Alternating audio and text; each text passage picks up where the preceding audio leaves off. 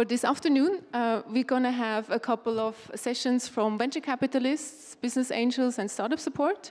And we're going to start with Christian Winkler, who is a partner at Brains2 Ventures. Partner? Principal? Principal. I'm sorry. Principal at Brains2 Ventures, and he's going to speak about how they screen startups, what's happening a bit in the Swiss and also European startup scene, if I'm not mistaken, and an overall view over how you see what's happening in the field, I would say. Now, okay, so please welcome Christian Winkler. And I forgot, please also sit a bit more in the front. We don't want you to miss everything, and you can be a bit closer to us because we have enough space also in the front for all of you. Okay, thank you. Good. Thank you, Carol. Ja, ich mach schon. Danke. Nein, ist gut. Darf ich den hier draufstellen? Ja, gut.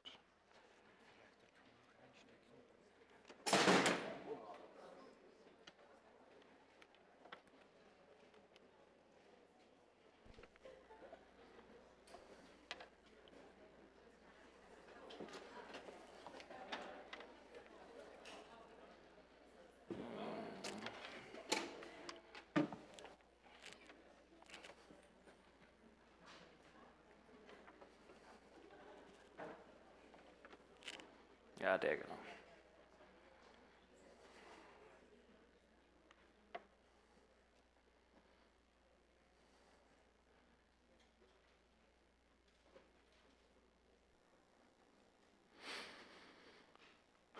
So hello, welcome everyone. My name is Christian Winkler. Thank you, Carol, for the introduction.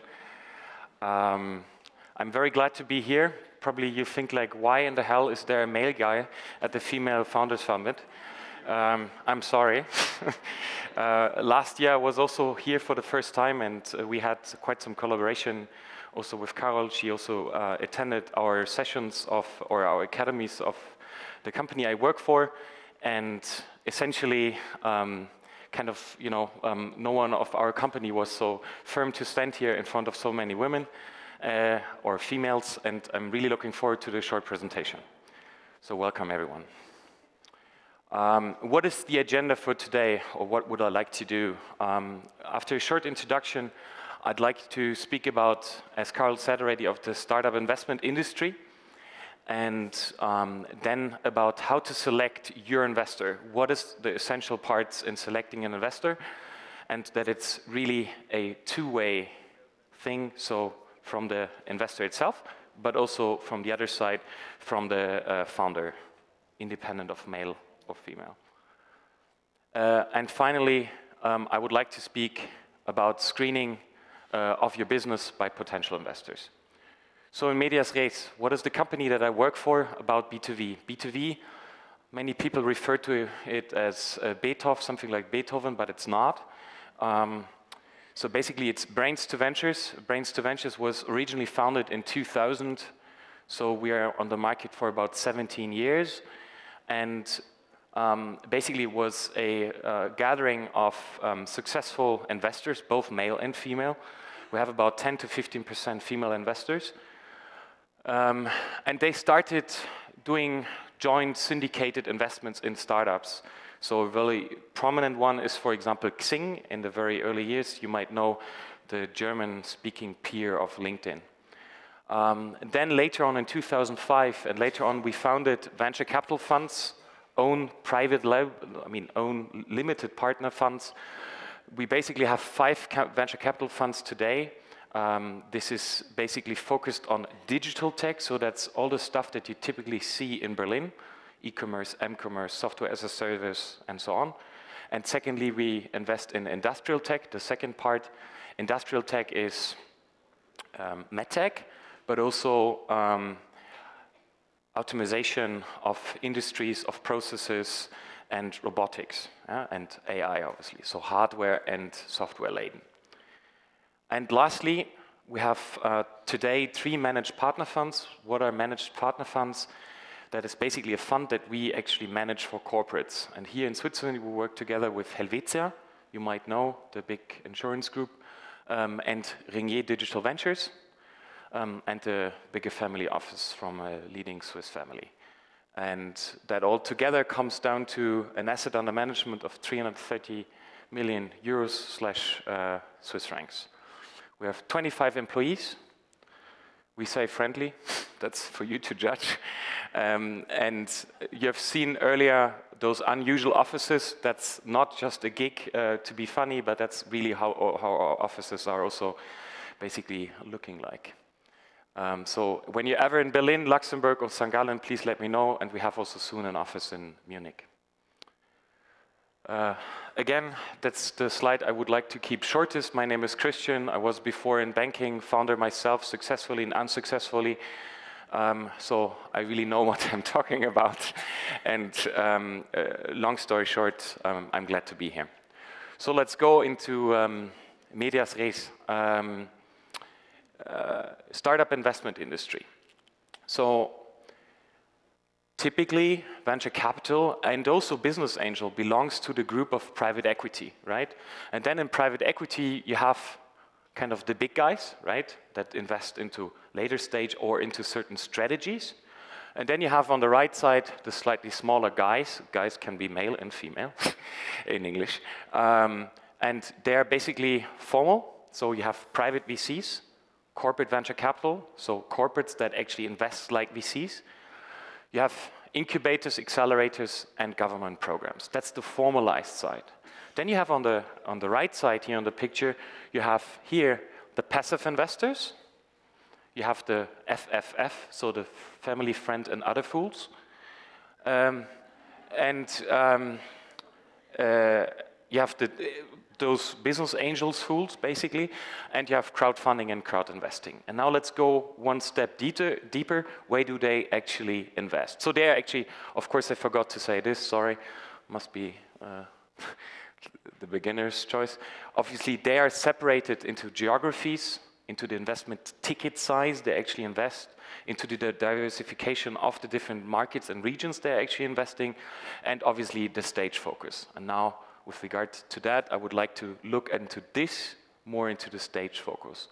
So here you have the map of venture capitalists as a broader term, from early stage up to MBO. So early stage, expansion capital, bridge and IPO, and managed buyout or management buy-in, right?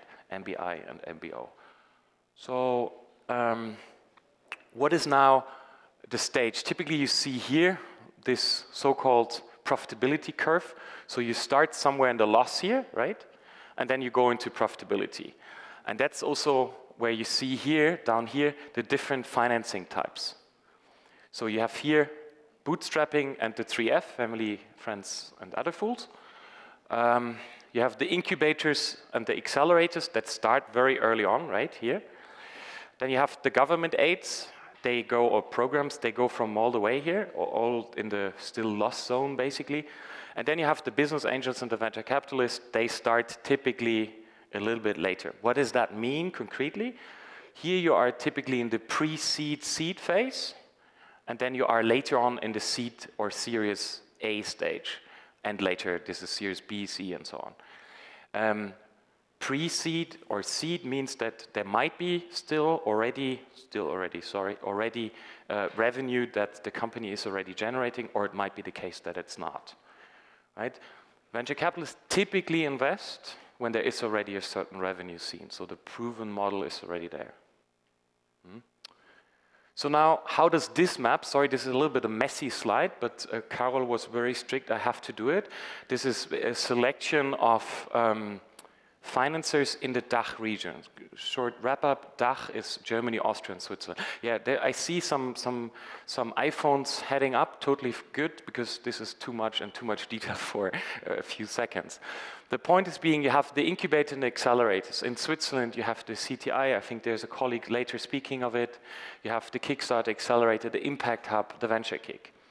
You have then the government aids or programs. This is Austrian and German ones, and then I did a little detailed job, and I can only recommend you to do this yourself for Switzerland. This is this link here, so take the photos please, or Google government aids Switzerland, and then there shall be coming a startup ticker, and there you get more than 60 program aids by canton, by different organizations, and they exactly tell you how good they are, how good they're not, when they're investing, what is the vendor. Okay, more and more iPhones, that's good.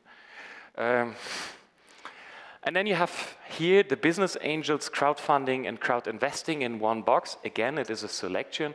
I started here, and I would like to mention this, the SECA, which is the Swiss Private Equity and Venture Capital Association. And they have most major corporates, but also they give out the award of the Business Angel of the Year. So there you can get a really good impression of who's actually giving capital to startups. You have the same in the European landscape, the EBAN, European Angel Network. You have the Business Angel Switzerland. You have the same in Austria called Startup 300. You have Investiere Venture Capital, so that's a crowd investing platform, but also Companisto. Sorry, you have also us. And then you have the venture capitalists. They're being separated into the private VCs and into the corporate VCs. I'm just giving here some examples. This is not complete. If I would make this complete, it would be really huge. Later on, I will give you, in the part of investor selection, I will give you basically a link where you can find a list of all venture capitalists and capital providers. I want to say one word to the venture capitalist, or one sentence, sorry. You see them here, they're pretty much mixed together, but of course, every venture capitalist has his own focus, right? And that's extremely important when you're looking as a founder for capital, that you are aware what are they focused on. I will give you an example right now. So there is Wellington Partners here, right? Wellington Partners, they are extremely focused on so medical technology investments. You need to know this. When you send them something about software as a service that is zero related to digital, likelihood that they're investing is non-existent. Sorry, maybe they might still look at it, but very likely not, because they're focused on medtech. The same goes for others here, so that's extremely important that you actually have a look at this. And the same holds also for the corporates, obviously. Most corporate VCs are also linked to the business models the corporate is itself following, right? They're not going into completely different verticals, so they need some connection to their business in some regard. With regard to private equity, and I will come to this later, is here the Swiss Association. Then you have here also the BVK or BVK, which is the Association of Capital Providers in Germany, which includes also Austria and Switzerland, so the German-speaking side. Now let's have a look at what is the size actually of venture capital today. And here we have the three players: Americas, Europe, and Asia. This is a slide from our colleagues from KPMG. Oh, you like it as well. Basically you see there, and that's the important point I want to raise here, so that's over the years from 2006 till 2016, the amount of VC backing for companies. And you see clearly that the US is heading, there's a little dip basically, but huge is Asia. And then that's what I personally see. There's a lot of orientation currently towards China, right? I mean, I'm sure you have heard this from your, not only China, Asia in particular. So my point being, they're less cool, they're cooler, basically.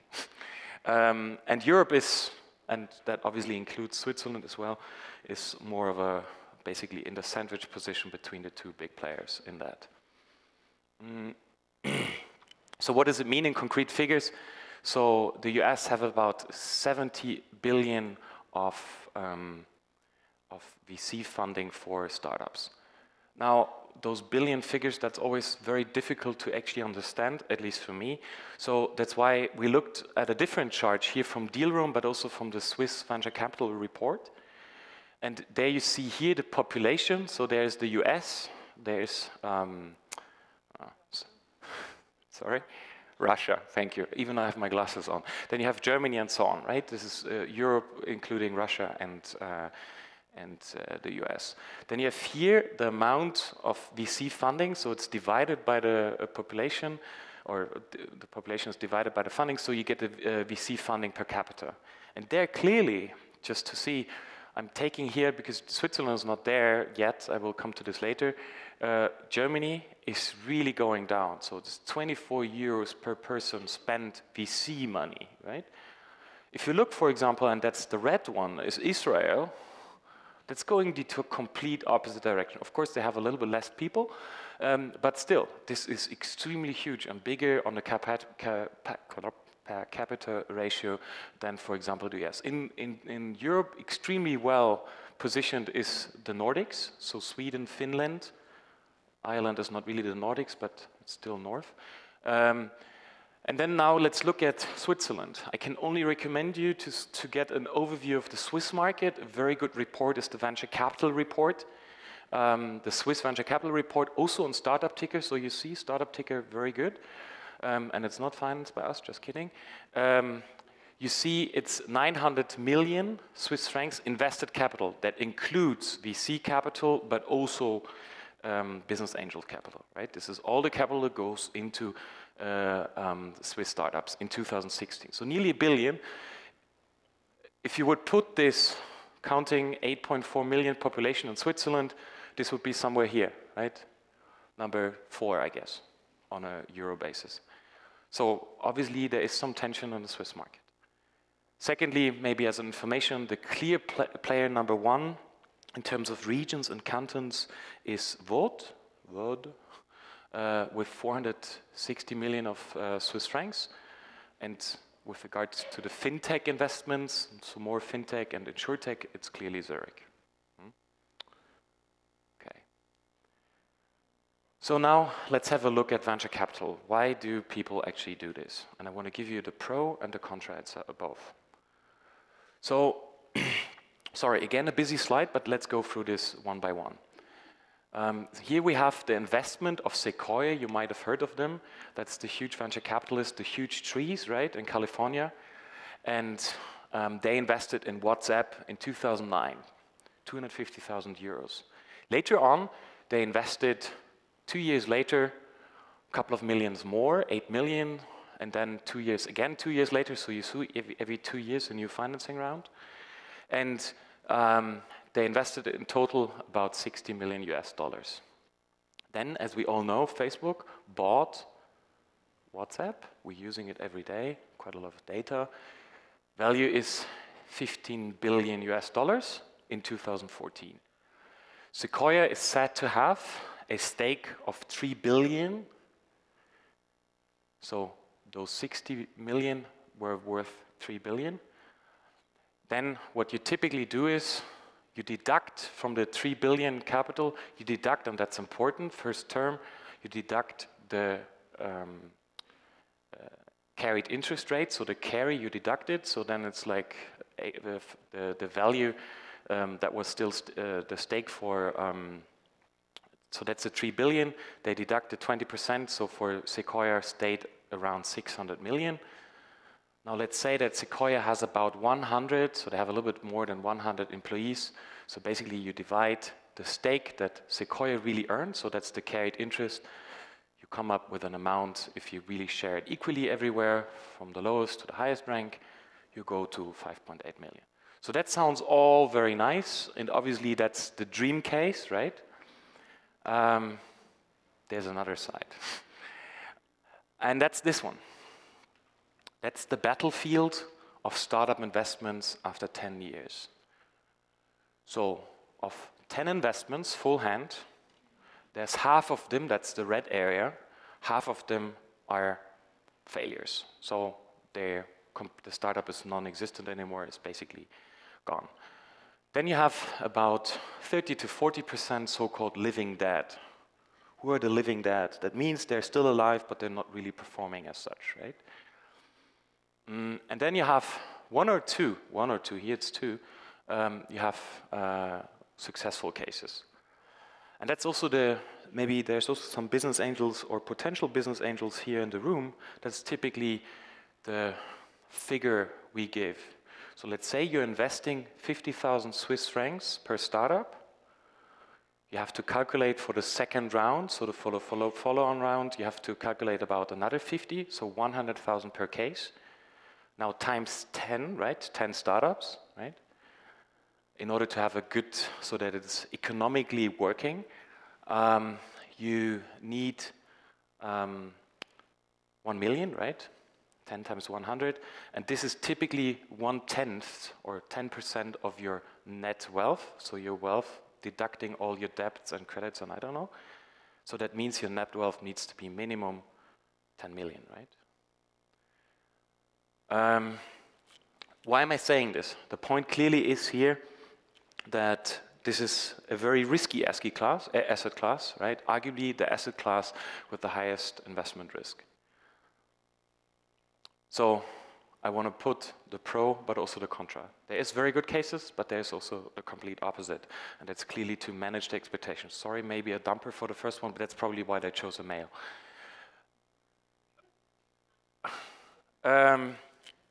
I think we can skip over this. The point here is that you have basically a quantitative portfolio structure and a qualitative. The qualitative is what I just said. This is how much money am I allocating as an investor, and that's independent whether it's a business angel or a VC or any type of other investor. You have always to do this investment budget on diversification. That's what typically all the financial advisors talk about, right?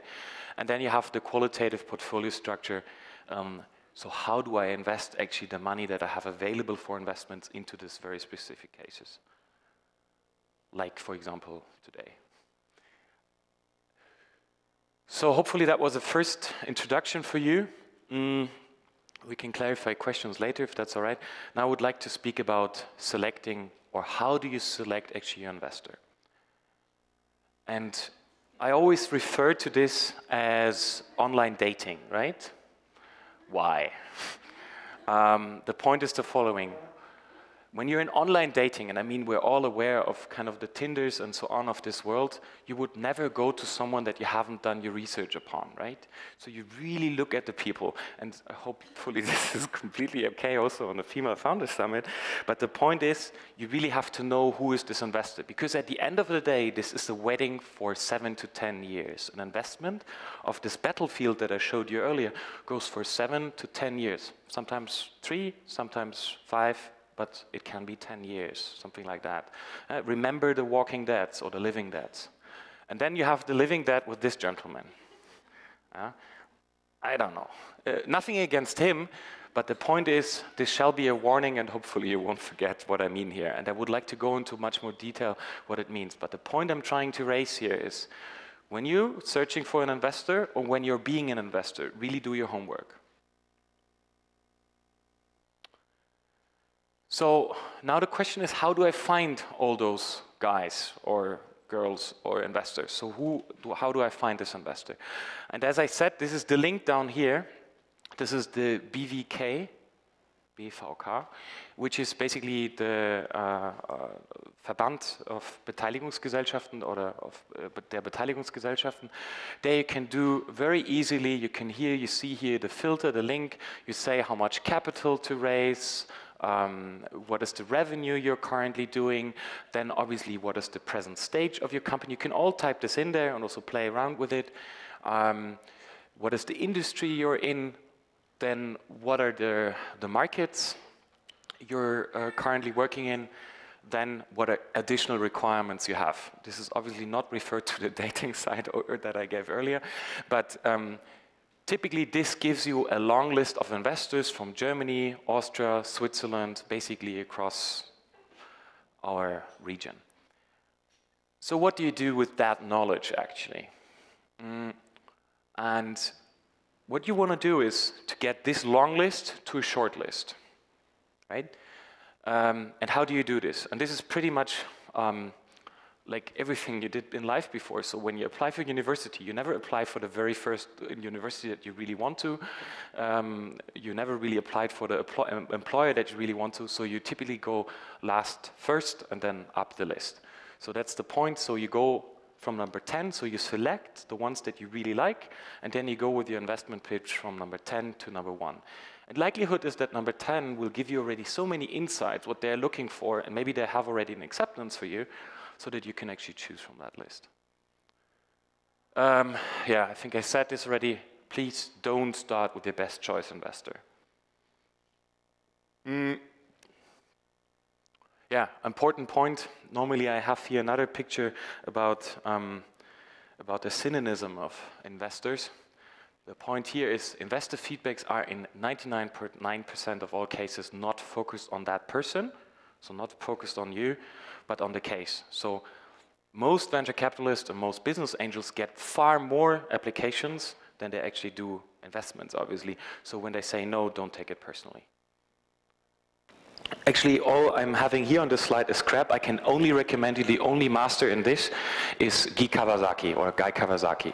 This guy is extremely hilariously funny. He has a 20 minutes presentation on YouTube. I can only recommend you to look at this. This is probably the best way of describing how a business presentation or an investor's presentation shall be done.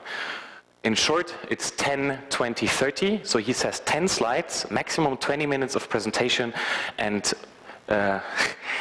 30 is the font size of your presentation. Why? Because it should be the oldest person divided by 2. This is the font size that you're using in your presentation. Here I say basically the long presentation, not any more business plans. That's an old thing of old times. I think it should be maximum, we say here 20 to 30 pages. Imagine, our company gets per year 3,000 applications, and imagine we have to read 70 pages of business plans. Undoable, I can tell you, and no one else would do that. So focus, 10 pages is more than enough. What you typically need as well is a data room, so basically all of the stuff in order to prove to the investor that you are a capable startup. So it means that you will have your financials ready for the financial due diligence. It means that you have the legal documents, contracts, I don't know, whether you did some criminal stuff and so on. All of this needs to be in the data room. Then obviously the technical due diligence, the commercial due diligence, basically how you want to discover this market. Let's go into this later into more detail. And of course, you shall have a term sheet on your own. Today we have only a short presentation here, but typically a term sheet is a very important aspect. So it's basically the pre-contract of the investor's agreement you want to actually reach. I can only recommend you have a good friend when you're not a lawyer with some legal background to read over it, because you shall understand it. And basically, mostly good investors are a little bit more capable and with regards to term sheets and contracts. So I can only recommend you to actually have a look at the term sheets with a good friend. Yeah.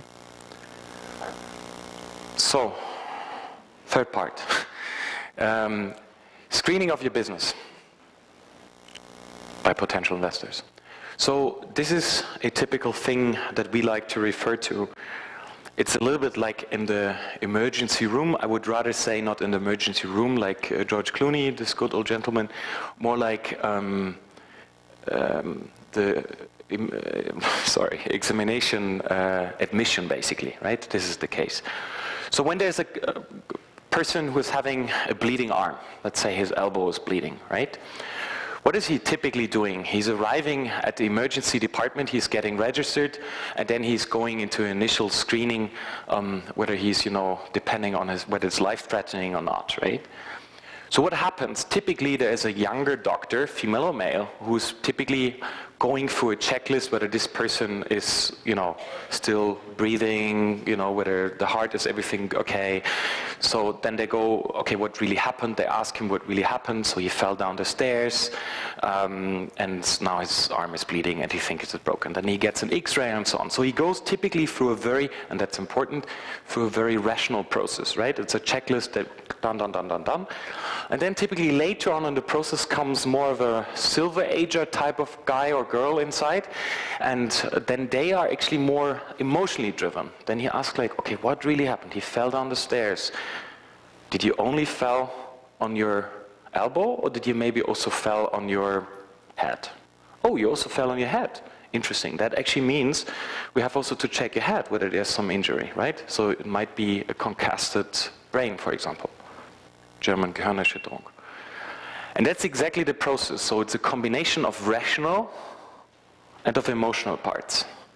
And that's the analogy to the emergency admission. And how does the process look like for a VC, but also for a business angel? No difference. Exactly no difference.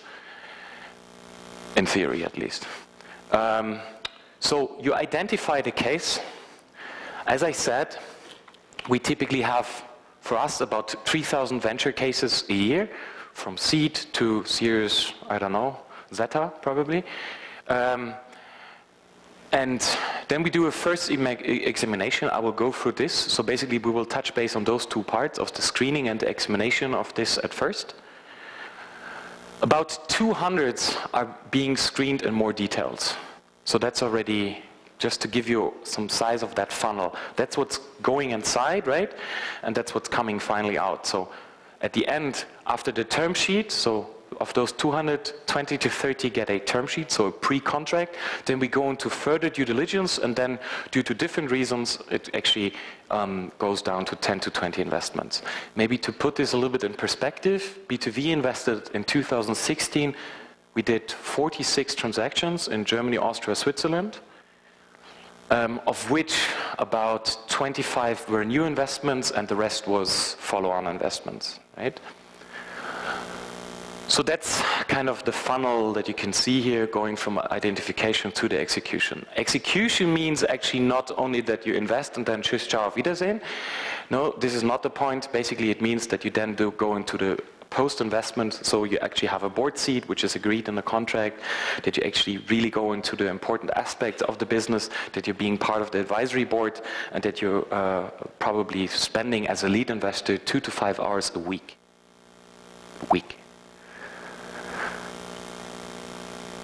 So let's go now into further detail in the screening.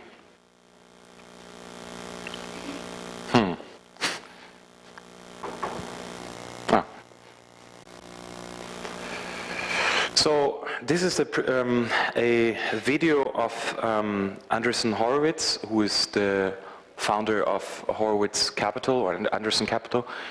That's actually not this gentleman, that's some guy who was sitting in this lecture, probably the professor.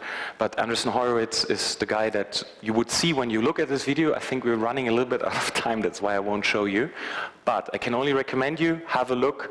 All of the basically biggest VCs, they all lectured at Stanford, and basically take it as 5 to 10 minutes video. But what did Mark Andreessen actually say in a sense here? And that's important. Screening is an extreme business of outliers. You're investing, when you're a business angel or a VC, you're investing in outliers. What does that actually mean? Typically, and that's a little bit part of our genes, we look like, okay, how many weaknesses does a startup actually has? And then we want to see basically the hedges on those weaknesses, but that's not the point. So investors invest in strength and not in the lack of weaknesses, right? And that is the general mentality. A VC in the US, and also a VC in general, invests into outliers.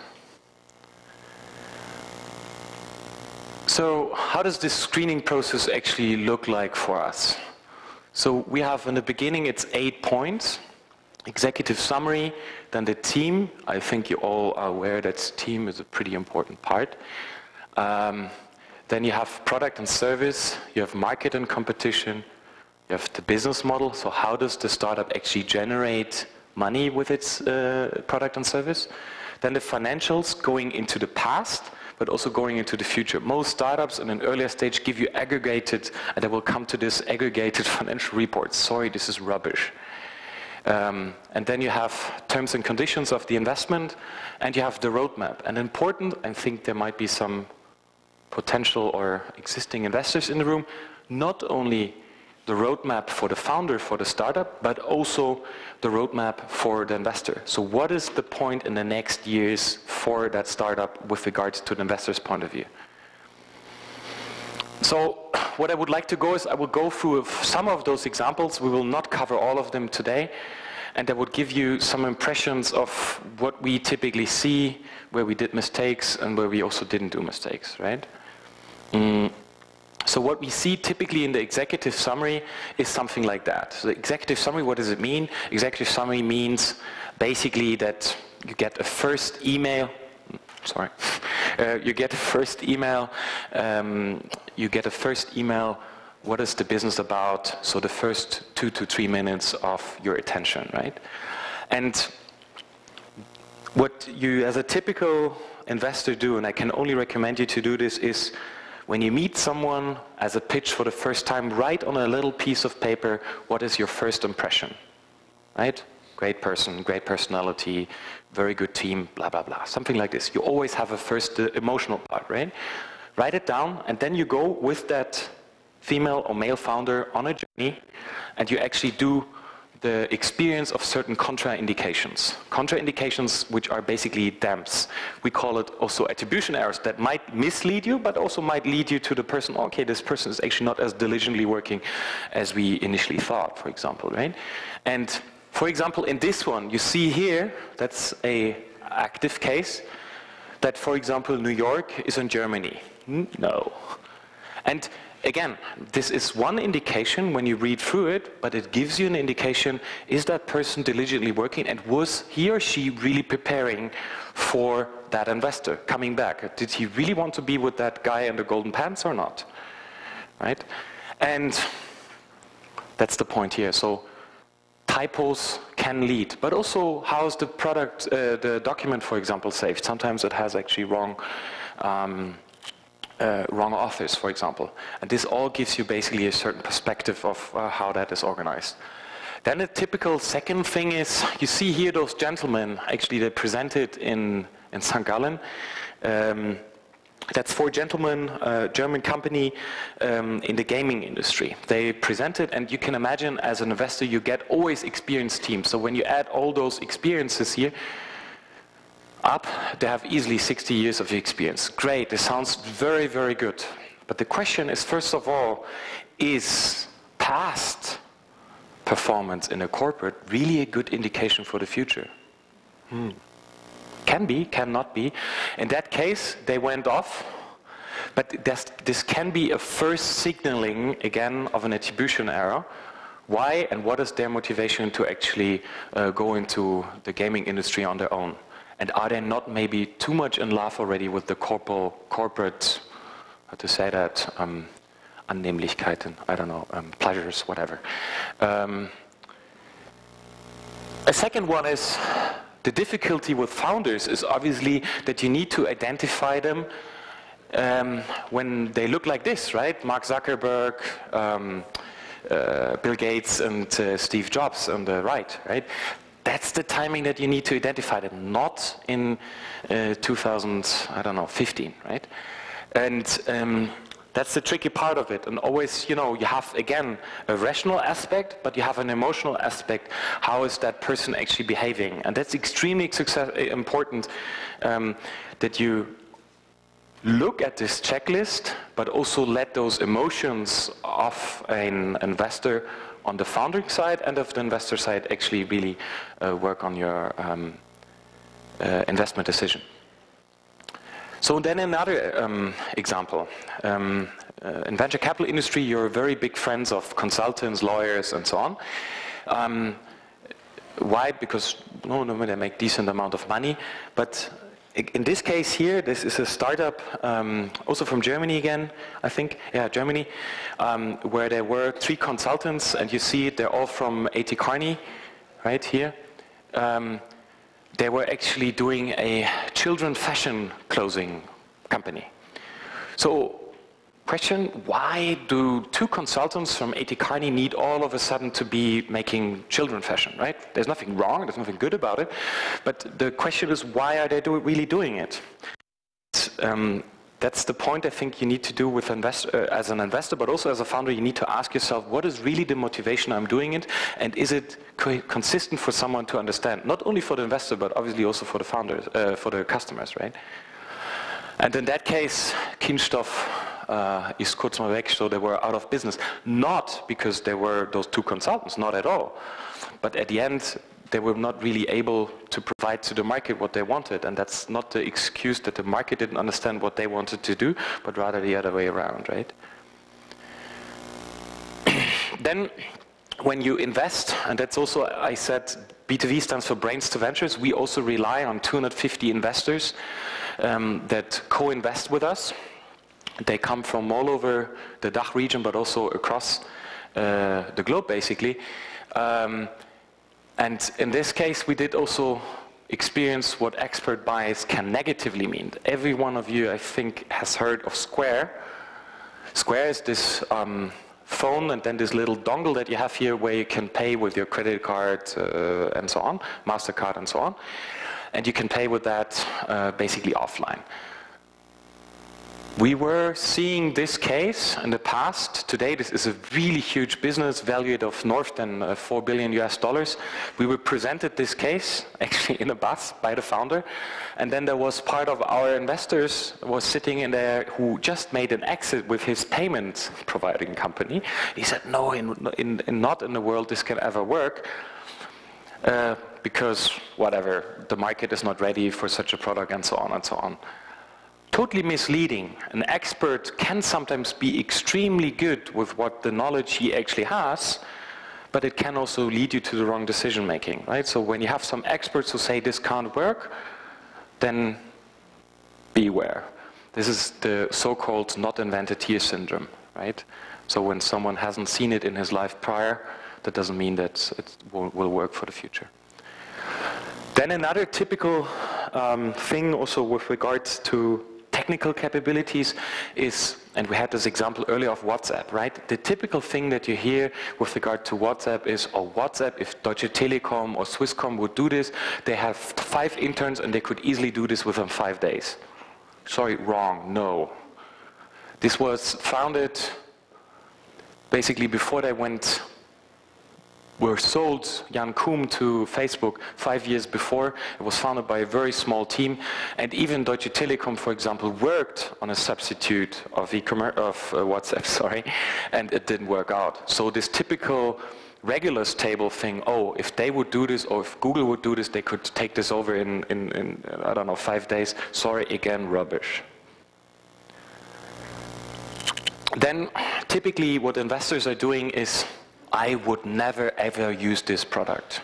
Sorry, totally not important. It's not important whether the fisherman likes the bite, it's whether the fish likes the bite. And this is the typical thing. Here you see it with Farmville from Zynga, right? So we invested also in Zynga. This is a digital goods business model. This means you get real money into digital goods, so you invest into this funny little island here where you can, I don't know, do agriculture and stuff. I'm obviously not a user. And I would never, ever use this product. Sorry, this is completely not important whether I or you would use this product, because you're maybe not the target audience, right? And this is also a typical attribution area that you do in the judgment and screening of cases. So now we covered a little bit team, product, business models. An important other aspect next to team, which is an important other aspect, is obviously the financials in the past and in the future. And what you typically see there, it seems to be not working here. So an important aspect next to team is also the unit economics. So that's part of the financials, right? And I would like to explain you quickly, and I'm coming to the end, why unit economics, and this is a term often heard in the venture capital world, why unit economics are actually that important. And I'm sure you have heard of MRR, which is monthly recurring revenues. You have probably heard of CLV, so customer lifetime value. You've probably heard of CAC, customer acquisition costs. And my impression of the business angel and also of the venture capital world is that you have 3 types of investors. You have the industry experts, number 1. You have what I call them the number crunchers, so that's the guys who know this very well. So who can really challenge whether your business model and your financial plans are interlinked, intertwined, and also working, and whether you really know your numbers. And the third one is what I call the psychogram guys or girls. That means, you know, they're looking at, okay, why is he having his signature like this on his on his shirt? Why is he having here this nice little thing in his thing? Why did he choose those socks and so on? They really do a psychogram of what you're doing, and I see it, sorry, both male and female sides. And so that's the 3 types of investors. Let's now focus on the unit economics, guys, so the number crunchers. I can only recommend you, that's a slide share that explains all those terms and why they're actually important and what they actually mean and what they actually imply. But I would like to go through that example. The McKinsey consultants or former consultants of you totally know about this slide. This is what McKinseys love. And I will explain you why. You see, it's an older example, but still it's perfectly showing what it is. This is what I call the machine room of unit economics or financials. Why? You see here the average basket. So this is 200, probably 200 euros, right? So it's you see already it has something to do with selling. E-commerce might be online, can be also offline. Then you see here that the founder put here a charge for the client for sending it. Then he is deducting from this the EK, which is the purchase price. So he purchased probably, I don't know, pants or whatever. And then you have the first cross margin here, Deckungsbeitrag in German. And then you see all of the little charges that basically influence the business and also at the end of the day your economics go down to the EBIT, so to the earnings before interest and taxes. Why is this so cool? Because you can go with the founder through it and actually understand why did you, for example, put the charge here of 10 and not here? Why do you charge this here internally and this one basically to the client? Why not both charging to the client? And the point being here is that the more and more you go into the details, you understand, did he really think that through, independent of whether it's female or male? Did he really think it through why certain decisions were made or not? And does he have the right reasoning for it? And that's what I think makes the essential part of unit economics, why basically the financials are so important. We want to see stuff like this, not like the aggregated funds of like, I don't know, revenue minus costs giving EBITDA plus or minus for the next, I don't know, 20 years. This is, again, rubbish. So yeah, you can see this for different types of products. In the medtech world, this will obviously not work as much because it's more about e-commerce and m-commerce and kind of basically commercial business. Obviously, mistakes are inevitable. What does that mean? You see, for example, those gentlemen from Bessemer Ventures or Venture Partners, they invested, for example, not into Facebook because basically he said to them, haven't you heard of Friendster? And they were actually proud of this, and this, you know, you have typically certain things you had a decision to make on or upon, but you didn't do it and rejected them, and this is typical rejection cases. Tesla was rejected by them, Google was rejected by them, and there might be reasoning for this, and this is not seen on team, financial model, and whatsoever. This is, at the end of the day, maybe also an emotional aspect. So, I'm coming to the end. What I would like to do finally, you saw in the screening process, after the screening you have typically the due diligence, in German Sorgfaltsprüfung, which actually means that you do your commercial due diligence, which goes from executive summary to the business model, considering all of those aspects. We work with such a checklist like doctors do. We work on the technical due diligence, so typically we bring in a brain, so an investor that actually has a really in particular knowledge of it and invests in his company on his own and invests not for advisory money but also for skin in the game, right? I think skin in the game is an essential part in investing. And the legal due diligence, which is obviously going around conditions of the investments, the financials and the business model. I don't know, there's some time lag. And the final part is obviously the financial due diligence, which is understanding the past financials, the future financials, but it needs to be obviously linked also to the roadmap. So do the financials make actually also sense in combination with the milestones they want to reach in the next years? So, thank you. Please let me know if you have any questions. I don't know, Carol, is there still time for questions? Yes. Why not? Let's take a few questions. So, I run. Thank you very much for your presentation. I have a question regarding your slide number 8, where you present the structure, you know, of potential investors depending on the stage you're in as a startup. Mm-hmm. And on this slide, I remember you presenting incubator accelerators, where you have CTI, for example, and VentureKick, Venture Capital, and VentureKick, and Venture Lab, and so on. And basically, we are a startup, we're 3 partners, but none of us is academic. We're a fintech, active, using analytics and artificial intelligence. We're completely in, and we are almost finishing the prototype. We're not capable to find seeds financing in these incubators, accelerators, because we don't have at least one person from still in the academia. Are you aware? We're not even able to apply or allowed to apply for financing through them. As the CEO of the company, I've been looking for funds, and I can't find at this stage. Are you maybe aware of, do you have an advice you could give me besides business angels, of which I'm also part, but basically something official, public funds as well, where we could go and apply? Mm-hmm. I can't give you now 5 out of the top of my head. Go call them.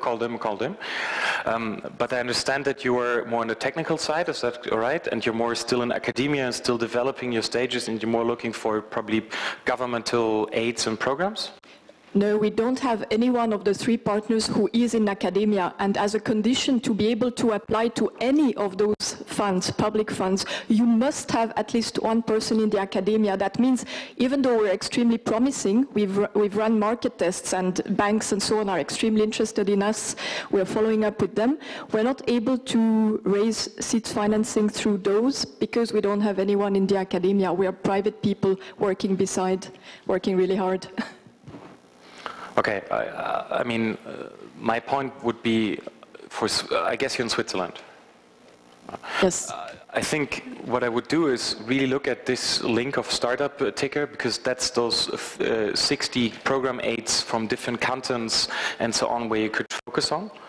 And in your particular case, when you're really early, so you sound like pre-revenue seed, then you would also, and that's what I would also do in your case. So we have, for example, specialists who only do medtech. Then there is other VCs who only invest in medtech, right? So for example, medtech, I said already, Wellington Partners, for example, they know really the specific go-to persons in that space. So you really need to dig deeper and find really those persons that are relevant in your space. This might be over your academic contacts that you obviously have, or it might be really VCs that are extremely focused, but we can put this aside. And there you have already the investor. Thank you. On the program would be, we have another woman entrepreneur here. She has actually made a great career in entrepreneurship in Switzerland with a company called Knipp. Maybe you've all heard of her. It's Christina Kehl, very famous in the fintech industry. And we're going to interview her to hear about her story and what she's been doing with Knipp and what she's now doing with all her other activities in the fintech and startup space. So please welcome Christina Kehl. Please have a seat. You're from Germany originally, and somehow you ended up in Switzerland. How did that happen? That's actually quite interesting. So I grew up in Germany and then went to university, but always had the feeling there's more in the world out there. So went to Finland and studied there, and then for 3 years I lived in the UK and in London. And for 1 year I lived in Berlin, and I hated it. So for a startup person, this is probably quite unusual to hate Berlin, but I do. And then I was given the opportunity to come to Switzerland, and I grew up in southern Germany, but still Switzerland was never like on my map anywhere. And I came here for my first interview.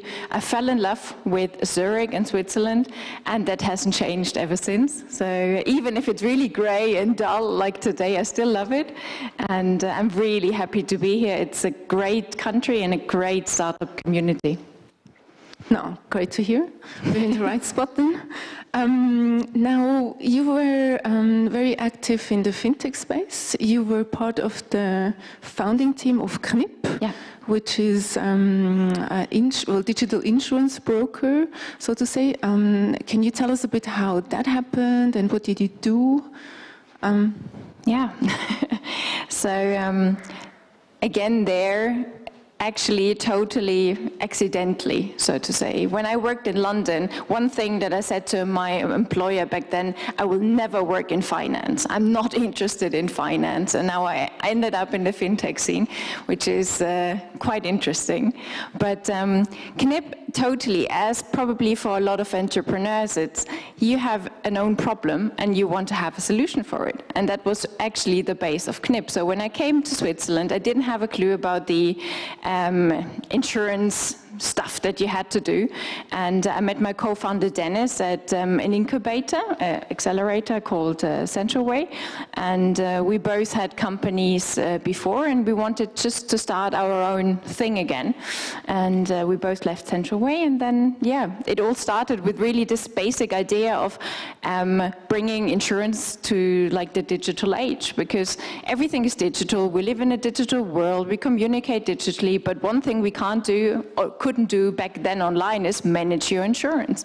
And yeah, pretty much from the start it was going very well and very quickly and very big, and yeah, it was some kind of ride. How did you, I think you also had investors? Yes. How did you find them? Yeah.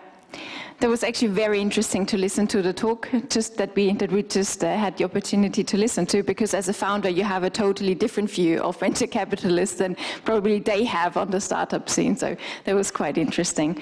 Our first investment, our seed investment, came from yeah, family and friends. But let's say like the biggest investment was from business angels from London that I knew. So this is probably one big thing if you want to get started with yeah, your first round. It's always very helpful to have that money, like at least from business angels, you know, or friends and family. I know that Switzerland people are probably more capable of investing into startups because they're bigger funds. When I came to Switzerland, I was told, well, if you don't have 50K yourself, you don't even need to get started. Well, I just came from uni and I didn't have any money. My family didn't have any money because we just don't have these high salaries in Germany as we have it here in Switzerland.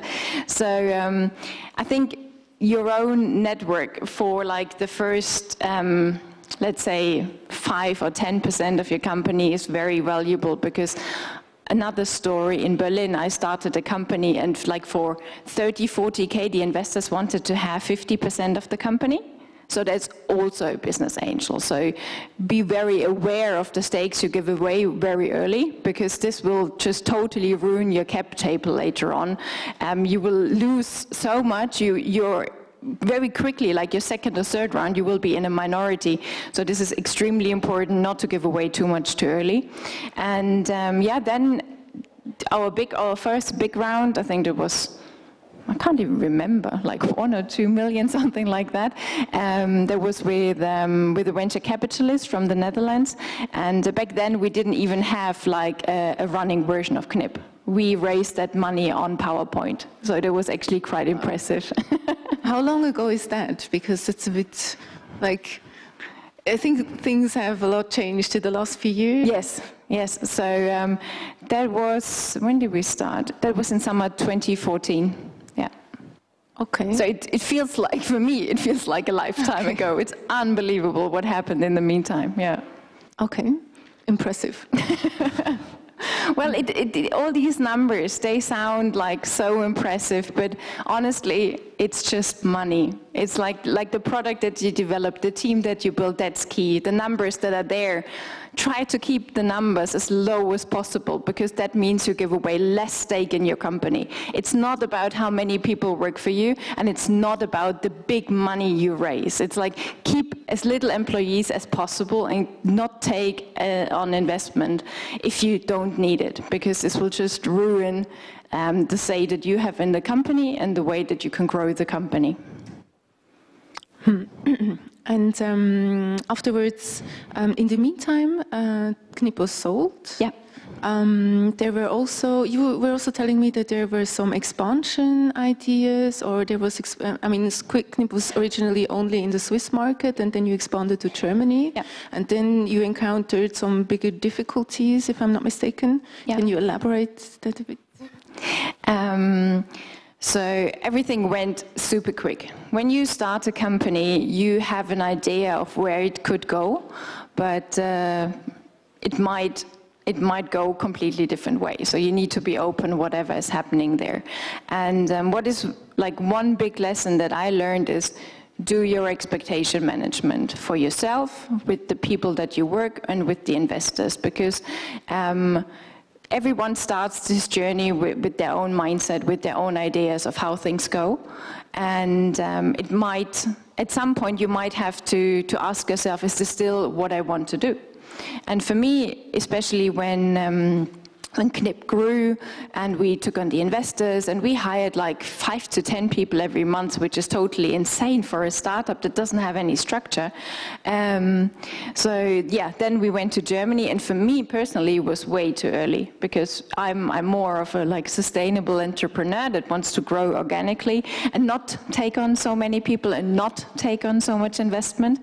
And yeah, then for me, my entrepreneurial gut feeling was like, well, this is insane. This is crazy. But of course, the investors were like, yeah, go for it. Let's grow. Let's conquer the world. But if your own feeling is like, whoa, maybe the business model is just not for scaling internationally or becoming a unicorn, and then there was some different understandings of where we want Knip to go, and this is why I left in. End of 2015, and took over SFS. SFS, the Swiss Finance Startups organization, yes. Did you take it over, or did you co-founder? Yes. So SFS, well, we started Knip in 2013, and in 2014 in spring we started SFS as well. There was like 4 co-founders of SFS. There was myself, Urs Häusler, Gianreto Apporta, and Thomas Brändle, all founders of startups, of fintech startups, because we had the feeling that startups need a lobby. They need to be heard in the media, and back then fintech wasn't even a word in Switzerland. So going to journalists explaining, hey, yeah, there's a little fintech scene here as well. Let's not only write about UBS and Credit Suisse, let's do something on startups as well. I know it sounds really weird, because nowadays, like every day on the media, there's something on startups, but back then it wasn't. So we really started it as a platform to lobby, to advocate for fintech interest. And we did that for then nearly 2 years on the side, besides our founder jobs, which I actually don't know how we did that, because having a startup is already quite big, and then running another company like on the side as SFS is, that was actually quite tough. But over these 2 years, also the relevance of SFS became so big in Bern, in the cantons, with political work and so on, that we had the feeling, well, someone has to do that like professionally, otherwise it's just too big. Because we really get asked by the government on startup issues, on fintech regulation and so on. So we just can't do that at 10 o'clock at night, because there's just too much at stake. And so this is why I decided, when leaving Knip, to take that over. And we're a small team working on like all that stuff, like events, communication, all the lobbying work. Bern, I'm in the Beirat for Digitale Transformation. And that's one thing I wanted to say to the lady asking about the government programs. We discussed that in the last session of the Beirat. We actually discussed to open these governmental programs to non-students. So it's on the agenda. I'm not sure whether it will happen, but it's there. Yeah, actually, I wanted to ask you, but you were faster. So this digital advisory board of the Swiss Federal Council, basically we have 7 federal councillors, and they have this digital advisory board, and you sit in there and you try to sort of make them think more digital. I mean, how far are we on that? How long is the road going to be until we get there? So sort of. Well, the advisory council is of two of the Bundesräte, so it's Doris Leuthard and Bundesrat Schneider-Ammann. And I think the very positive thing there is that this council is there. So that they see the importance of discussing it. What I find a bit sad is that it's mainly corporate dominated. So there's lots of corporates on there, and from my point of view, not enough founders, not enough startups. The topics that we discussed there, for example, EID and digital Swisscoin. No, not so far. Not yet. No. So we had EID, we had digital education and some other stuff, and like the startup ecosystem as well. That's great.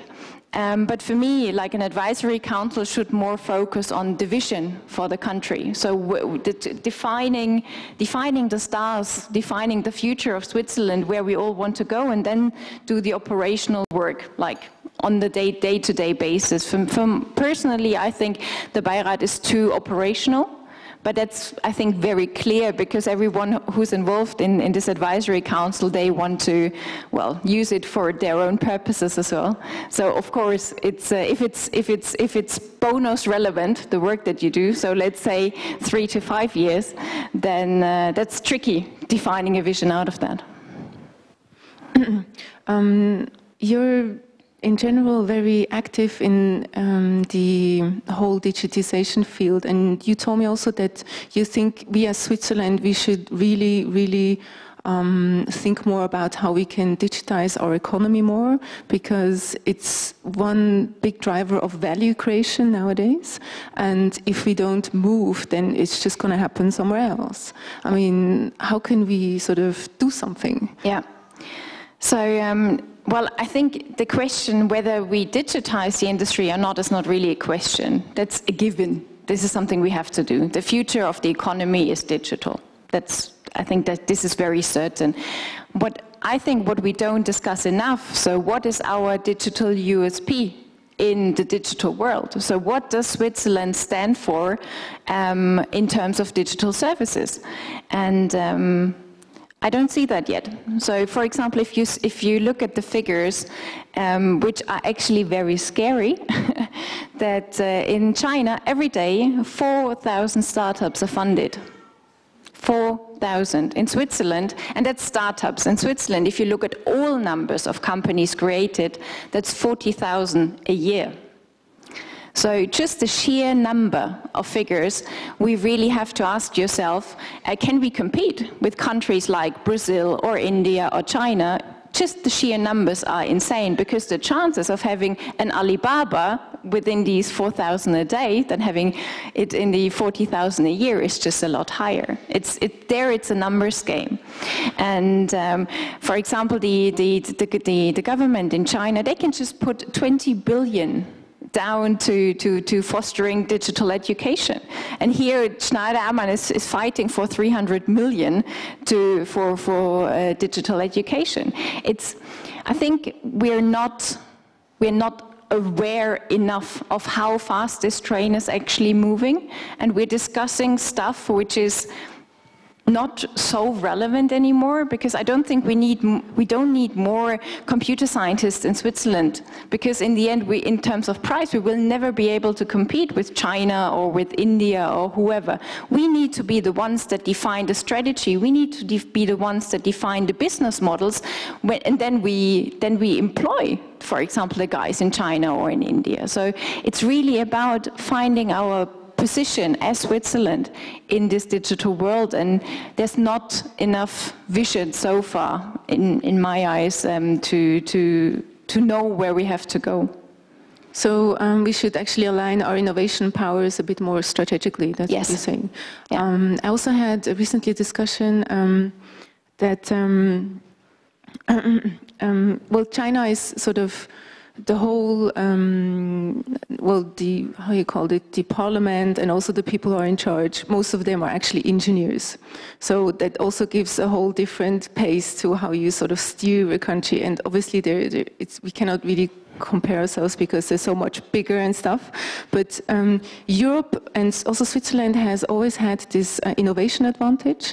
And I heard also the word deep tech in this regard. So meaning we have deep tech, which they don't have. I mean, they can copy whatever software and stuff, but the real deep technological stuff and innovation stuff they can't really copy. So that's still an advantage we should use more. Agree, but also there I would want us in general to be more humble. Because if you look at China in terms of technology, in terms of transportation systems, they've been copying for some years, but they stop copying, they start innovating. And especially with this 20 billion towards digital education. So far it has always been said that Chinese, yeah, they learn and they can absorb, but they can't think. And this is so wrong, because just if the education system is changed, and one figure I find totally astonishing, there are 8 million university graduates in China every year. This is the amount of people that we have in Switzerland in total.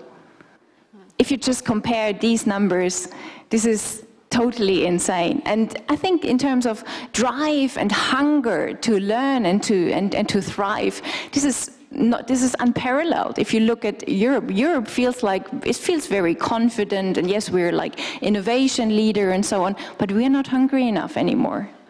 We are, if you look at what at the moment is happening in terms of innovation, if you look at the Swiss history, Escher, he had the vision of building the tunnel. And what we're doing at the moment in terms of digitization, we're not building the tunnel. We're trying to invent the carriage new. We try to improve the carriage to get over the Gotthard instead of going through it. So we need guys like Escher. We need people that define the future, that have a vision of how to create this new world, because digitization also is a huge opportunity of creating this world. It's like it's a green field. We can just start wherever we want. We can shape this world. Women can as well, and it's a huge chance for every one of us. Just like Jack Ma from Alibaba, he said that even in like the most remote city where you have internet, you can build a business and you can sell your goods to any customer in the world. That's such a huge advantage that has never been there. But we need to grab it, and we need to be humble and really go for it and not hold back.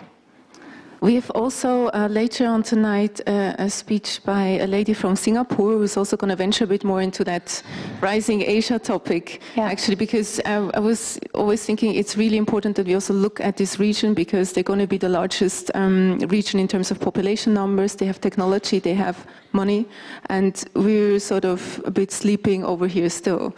So we really need to look at this more. And it has huge chances, as you're also saying, for all entrepreneurs. Yeah. Also from Europe and Switzerland. Absolutely, yeah. I actually wanted to ask you also a few more personal questions about entrepreneurship. How did it happen that you became an entrepreneur? Because it also needs a specific mindset to go in that direction and pursue that path, because it also takes a lot of, sometimes I think, stubbornness to really go through that and then really, get somewhere. I think I am not coming from like an entrepreneurial family, not at all. No one in my family is an entrepreneur, so I'm the only crazy one. And it took my parents quite some time to accept what I'm doing there, and the figures, like when we raised the big round at Knip of whatever, 15, 16 million, my parents were like, whoa, why is someone giving you so much money? It's like our little daughter, this is totally insane. So I don't have this family background, there's no family history there. But for me it was always, I could not see myself doing anything else. It's like, it's totally impossible. I say I'm unemployable. It's just so within me, like my heart is it's always pushing me in that direction. I think it's probably what you call Berufung, what you call passion. I don't know where this is coming from. I don't know why I have it, but for me, like for others, they can't see themselves becoming entrepreneurs because of all the risk and so on, and I can't see myself becoming like an employee, because just being in this structure and being kind of being held back by a boss, for example, I feel like the air is taken away from me to breathe. So I just can't do anything else. And then I always try to find ways to make it work. So if you have this one purpose that you follow, you make it work. For me, it's not it's a one-way street, so to say. And you also you told me that in terms of how you work and how you work with your employees or your partners, that you have some specific ideas, because there's this digital burnout syndrome and Sheryl Sandberg and all that stuff. Yeah. So what's your opinion on these things? I think this is probably one thing that investors will hate me for, because I'm a total advocate in terms of good work-life balance. That's the only way that you will be successful, because I've done it wrong, and I was totally at the end of my strength, and I know what it feels like if you work way too much. So this is not working for the long run. If you're doing your 15, 16, 20 hours a day, I've done it, I've been there, not taking holidays, not taking weekends, and it's wrong. So what I'm doing now is I only work 80%. And that's actually quite difficult, really not working on Fridays and not working weekends. It's much harder not to work than actually to work. It really is. So I'm trying now. With my boyfriend, for the weekends I move to the mountains and I leave my laptop at home, so that I'm on my phone, for example. I don't have any emails. I switched it off. I don't get any notifications. I have one very streamlined way of communicating, and that's email. I dislike Slack and so on, these interaction tools. I'm not a fan of that. But I see in this whole digital workspace, I see that we are all kind of running towards a collective digital burnout, because everyone is available the whole time and working the whole time, and all the corporates, they still have their hierarchies and their old way structures, but on the other hand, they're like doing this way of fancy collaborating and traveling and working all over the world. And then if you get an out of office from someone, within 2 hours you get a reply. So what's the point? It's just so wrong. It's really getting the work-life balance back. And I think at the moment, especially with this whole digital transformation, everyone is somehow scared of losing their job, and this is why they keep on working and working and want to show, of course, their best.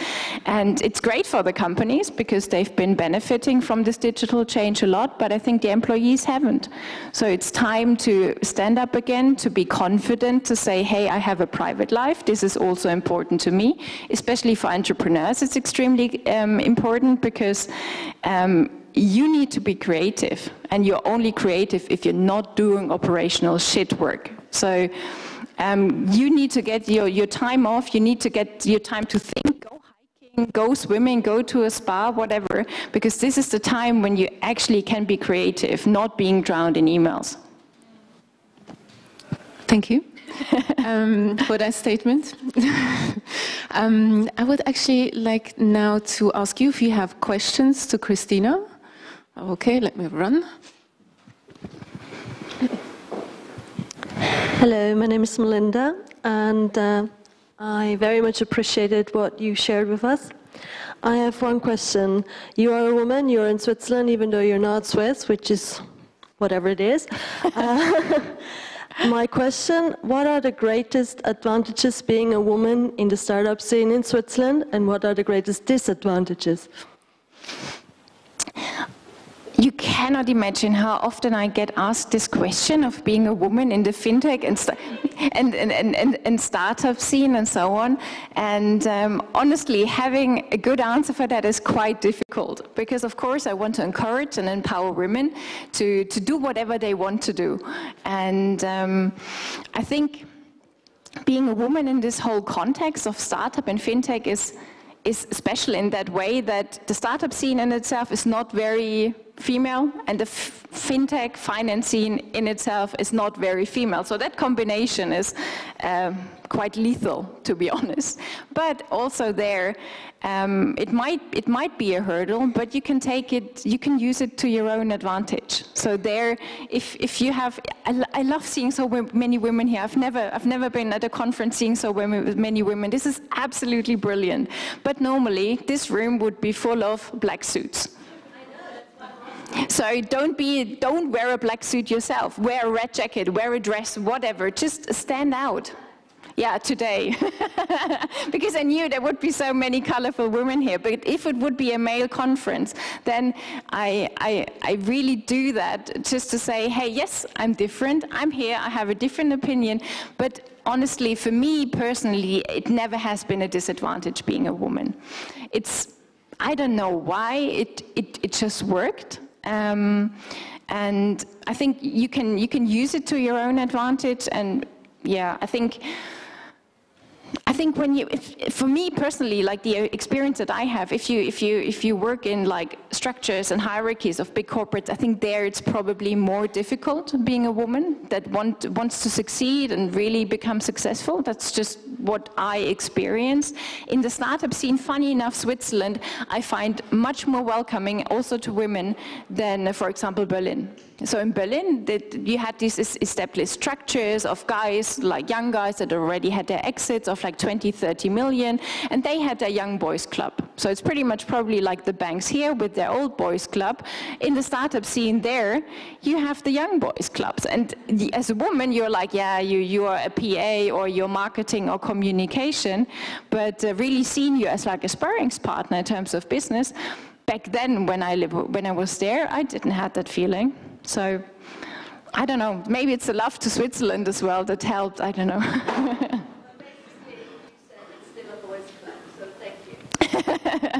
Well, I think you can't deny that there are a lot of men in the industry, yeah. You're welcome. Okay, we have one vote from here. Sorry, I'm allowing to ask this question as well.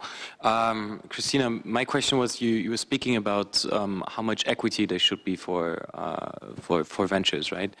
And I wanted to mirror maybe your expectation from that. I think after Series A, it should be more than, still more than 50% for the founders. What is your background on that? Because I think a specific answer is a good guidance. Yeah, after Series A, definitely. So, because if you dilute by 30% each round, then you can imagine where you end up. And also, I think on the investor side, there has to be a big motivation for founders still to work in the business and still to feel for the business. And if you end up at like 10%, well, what's the point? This is really the question. And I think this is actually one thing that we discussed in the context of the advisory council as well, and in like a digital shaper workshop, that with the investment culture in Europe, that we dilute way too quickly. So if you look at the US and the UK, there it's much like the evaluations are so much higher, like right from the start, that you don't dilute so quickly. And of course that helps to be engaged in the business and to go through the different rounds, because if you really have this unicorn business and you need to raise the rounds that we just saw of like 50 million, 150 million and so on, well, if you end up at like 1 or 2% as a founder, and it's not, I think for a lot of people, it's not really like the money game, it's the say in your company. And this is what I felt when we raised the money. For me, I didn't really care about the money. I wanted to feel the ownership. And if the investors have the biggest stake in the company, where's your ownership?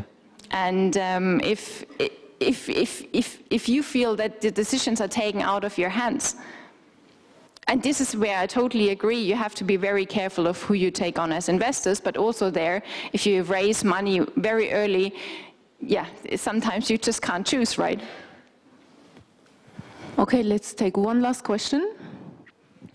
You were faster. Thank you. I wanted to ask you about your opinion on the strategic part. I saw when you were talking about this, you got very into that topic, and I see many times that there is like a kind of lack of vision, not only about the startups or digitization, but in overall. And I just wanted to ask you, what is what maybe you're doing in that direction, and what would you advise us to do? Because I think many people would like to have stake on what is happening in the world right now, and if we just really concentrate on our own like small things, not much will happen and not much will change. Thank you. That's actually very interesting, because as an entrepreneur, you focus on something very immediate, something that you do now, that you do tomorrow. And for me, always, whenever I worked in a project, it's so quickly changing. Like in 3 months, your startup or your project can be something completely different. Then on the other side, I think there's this big picture for Switzerland, for the world, where we're going.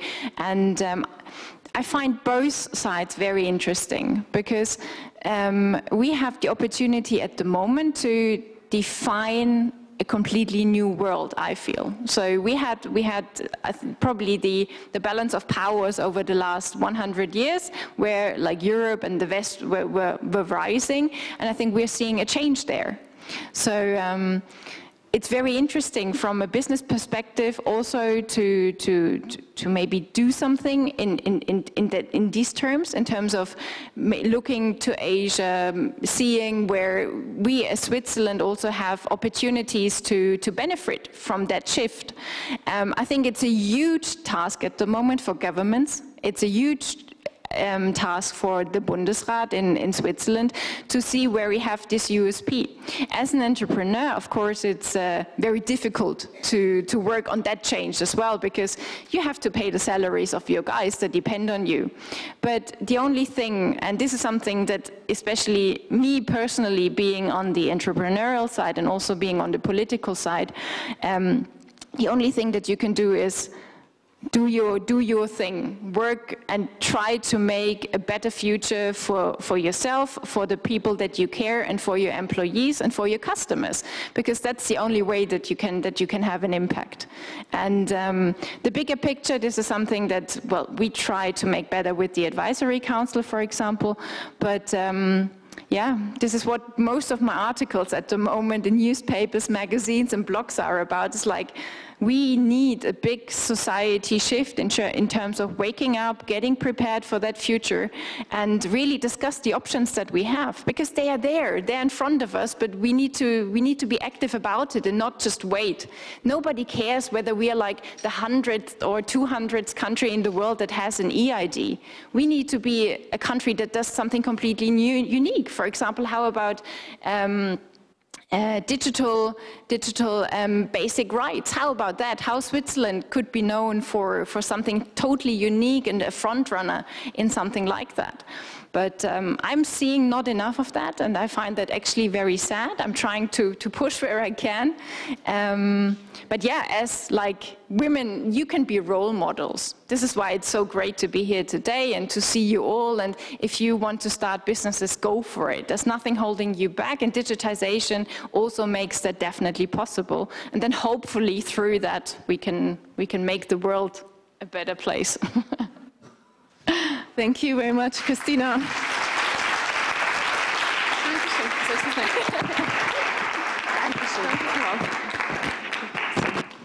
So now we have actually planned to do some sort of break, but in looking at the watch, I would say maybe we skip that. Does anyone absolutely need a break?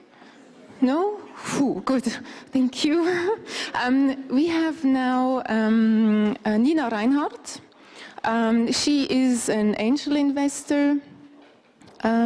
She is a partner at Reinhardt Capital.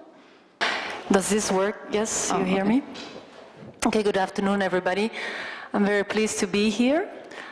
Thank you, Carol, and for the team for the invitation. As Carol said, I'm a business angel. So that means in what you heard previously, what Christian described in terms of investments, after you have asked money to your friends, family, and fools, then usually you come next to a profile like mine where you're seeking three things. Basically, somebody who gives you a little bit of capital, somebody who gives you wealth, somebody who gives you some wisdom, that means a little bit of expertise in an industry and a network, and maybe somebody who gives you a little work. So www is what an investor like myself can give you. So here's my main message to you would be, the main task that I have as an investor is to try to keep this unbalance between inspiration and hurdle. Because to run a business, to start a company, it takes a lot of energy. It takes vision, it takes a lot of inspiration. Like Christina just said, we don't have enough inspiration in this land sometimes.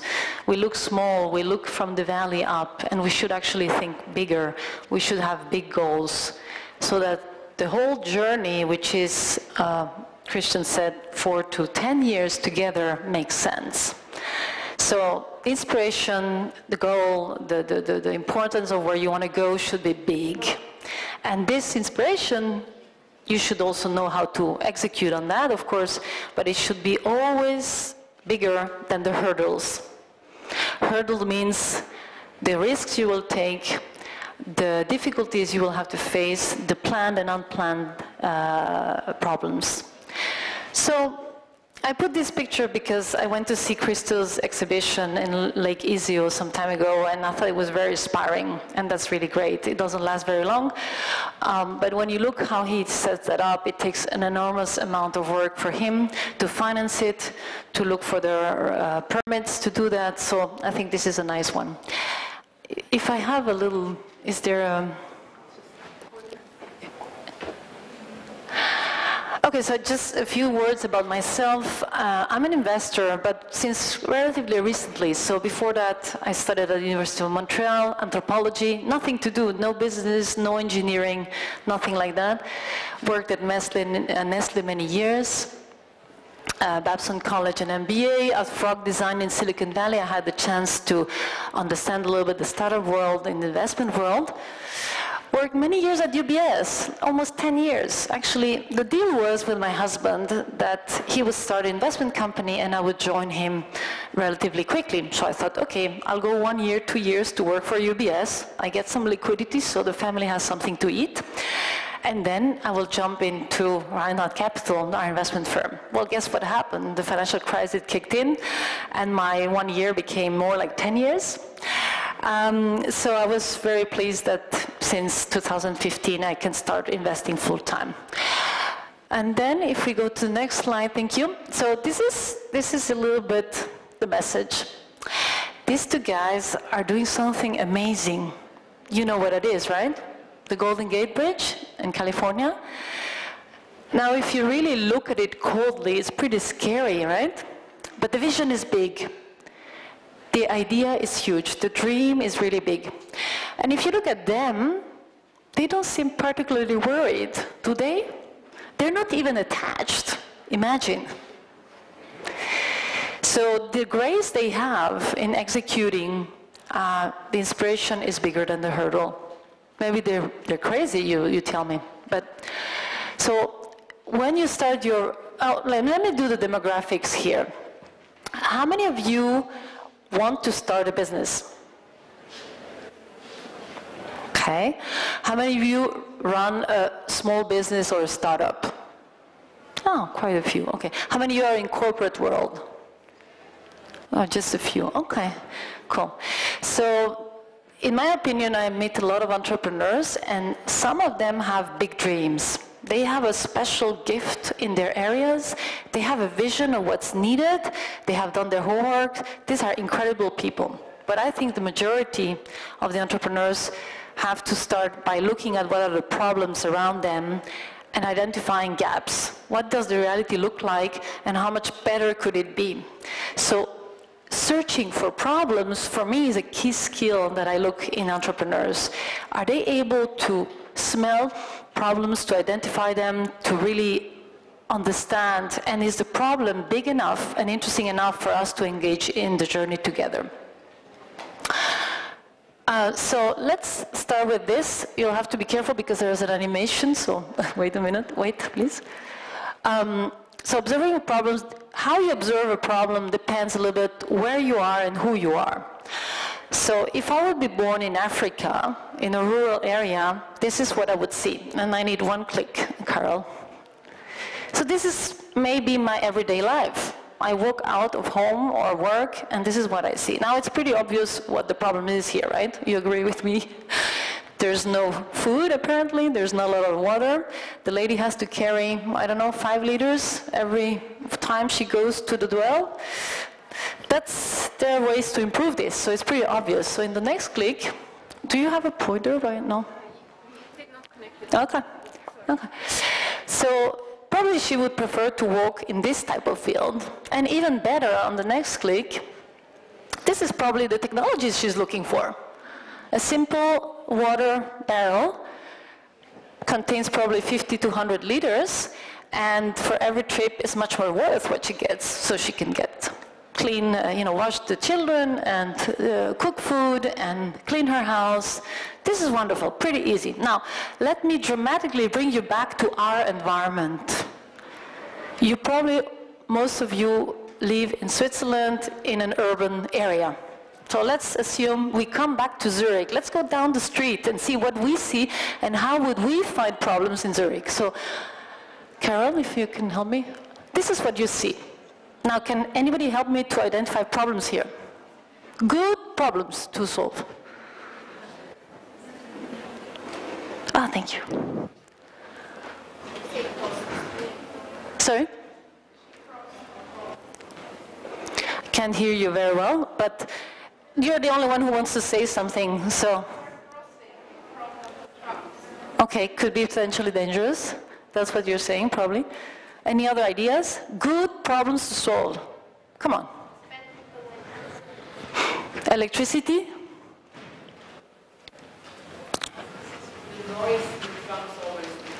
There's a noisy trams. That's a problem. Okay.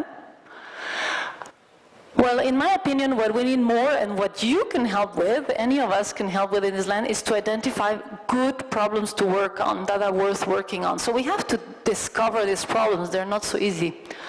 So one problem could be that, actually this is a statistic, that 1/3 of the Swiss die of cardiovascular disease. That is a problem, right? It's significant enough for somebody to work on this. Now, if you don't have somebody in your family who died from this, or friends, if you're not a doctor, or you need to investigate this problem. Another problem could be people depressed. If you read the statistics in 2013, the first cause of mortality for 15 to 29-year-olds is suicide. How comes that is in this society where we have almost everything, people die from suicide at the age of 18? That's crazy. It's a problem. So as you see, we need to investigate problems. And now I want to give you an example. I'm quite passionate about finding right problems with entrepreneurs. I want to share with you an example of a camp I did with teenagers. Because as Christian said, we should not identify the entrepreneurs when they are my age. We should identify them way earlier, when they have no family, they have a lot of energy and creativity. I mean, we're also great, but of course. So I was working with a group of students who wanted to, in 1 week time, come with a problem, business opportunity, and develop a business plan and pitch at the end of the week. These students were 17-year-olds. And they came up with this problem. One team came up with, said, we're anxious. We are in the gymnasium, we study, but we are not feeling well. We don't feel treated properly. We have no voice. That's our problem. I said, okay, how do we convert this into a business, So we went through a process of identifying. So here's no voice. That was the problem. And I said, okay, we're going to try to find a way to convert this into business opportunity. And we started asking why. Why do you have no voice? So a lot of things came up. The teens said, well, you know, teachers don't treat us fairly. They give the results of the exams, and everybody knows who had the lowest grade. That's humiliating. I said, okay, that's a problem. Next problem, okay, you know, you see these curtains in the school? They are 50 years old. They smell, they're horrible. We have no influence on our environment. I said, okay, have you asked? Yes, every time we ask, there's no budget. I said, okay, that's a problem. And so on and so forth. So we went through a lot of problems, and then we look at the risks. So the teenagers, being teenagers, they said, yes, we have to create a website where we will denounce teachers. We'll say, Mr. Mueller in this school treats the students unfairly. And I said, oh my God, how am I getting out of this one? So and I said to them, okay, if you find me one business that is really based on defamating people and is successful and sustainable, we'll look at it. Nobody found it. So, and then I inquired, because they don't have the reflex, but I inquired on what is the legal situation, has this type of initiatives taken place, and I found out that the federal ruling in Switzerland had ruled this type of initiatives illegal. Obviously the teachers are well organized and they didn't accept this situation. So I went to the team and I said, bad news. Risk, regulation. So by the way, when you innovate, you always have a regulatory problem because you're innovating. And they said, oh my God, okay, we have to change problem. And I said, no, stick to your guts. Listen to your intuition. You are telling me you have a problem. Take it seriously. Listen to it. And they said, okay, but what are we going to do? I said, okay, the challenge is find a way to get a voice without defamating people individually. So we did find an answer to that. Just to make a long story short, here you see the application they developed, where you see rankings of schools, so nothing personal. And you see also tutors you can find in the area to help you with the schoolwork. And last but not least, on the very bottom, you see a suggestion box online where you can tell what you like to change in your school about infrastructure, not about people, and a crowdfunding link so that you can also fundraise, so that when you go to the school, they cannot tell you there is no budget. Okay? So why am I telling you all this is because if you work with entrepreneurs, you have to work on what is the real problem. And is the problem big enough and interesting enough to keep us engaged, putting our effort, our time, our money into the venture. Now, the other type of problems that I think we need to all work on to help this country to have a value proposition, like Christine was saying, is we need to upgrade our problems. Here's another problem. I need a more powerful portable phone battery. Really? Do you really need something else? There are like so many in the market. Unless the entrepreneur tells me I have a revolutionary way to load my telephone much faster, much simpler, much cheaper, it's difficult for me to engage in something like that. So if I see such type of cases, I would tend to ask for an upgrade. Can you upgrade this? So again, my little group of teenagers, they came up exactly with this problem, and here's what happened. I said, I didn't say really, because I didn't want to discourage them. You should listen to your intuition. So I said, okay, first thing, go find out how many of these phone batteries there are. And they came very disappointed because there are many. And they're cheap. I said, okay, do you think we should do something like that? And I said, no, we shouldn't, okay. Let's abandon. I said, no, don't abandon.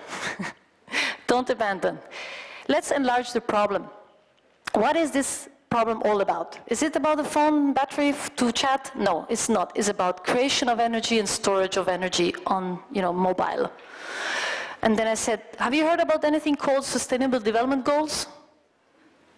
And they said, what? I said, yeah, Sustainable Development Goals. This problem is a global problem, the energy, creating intelligent energy sources and storing them. So they looked into that.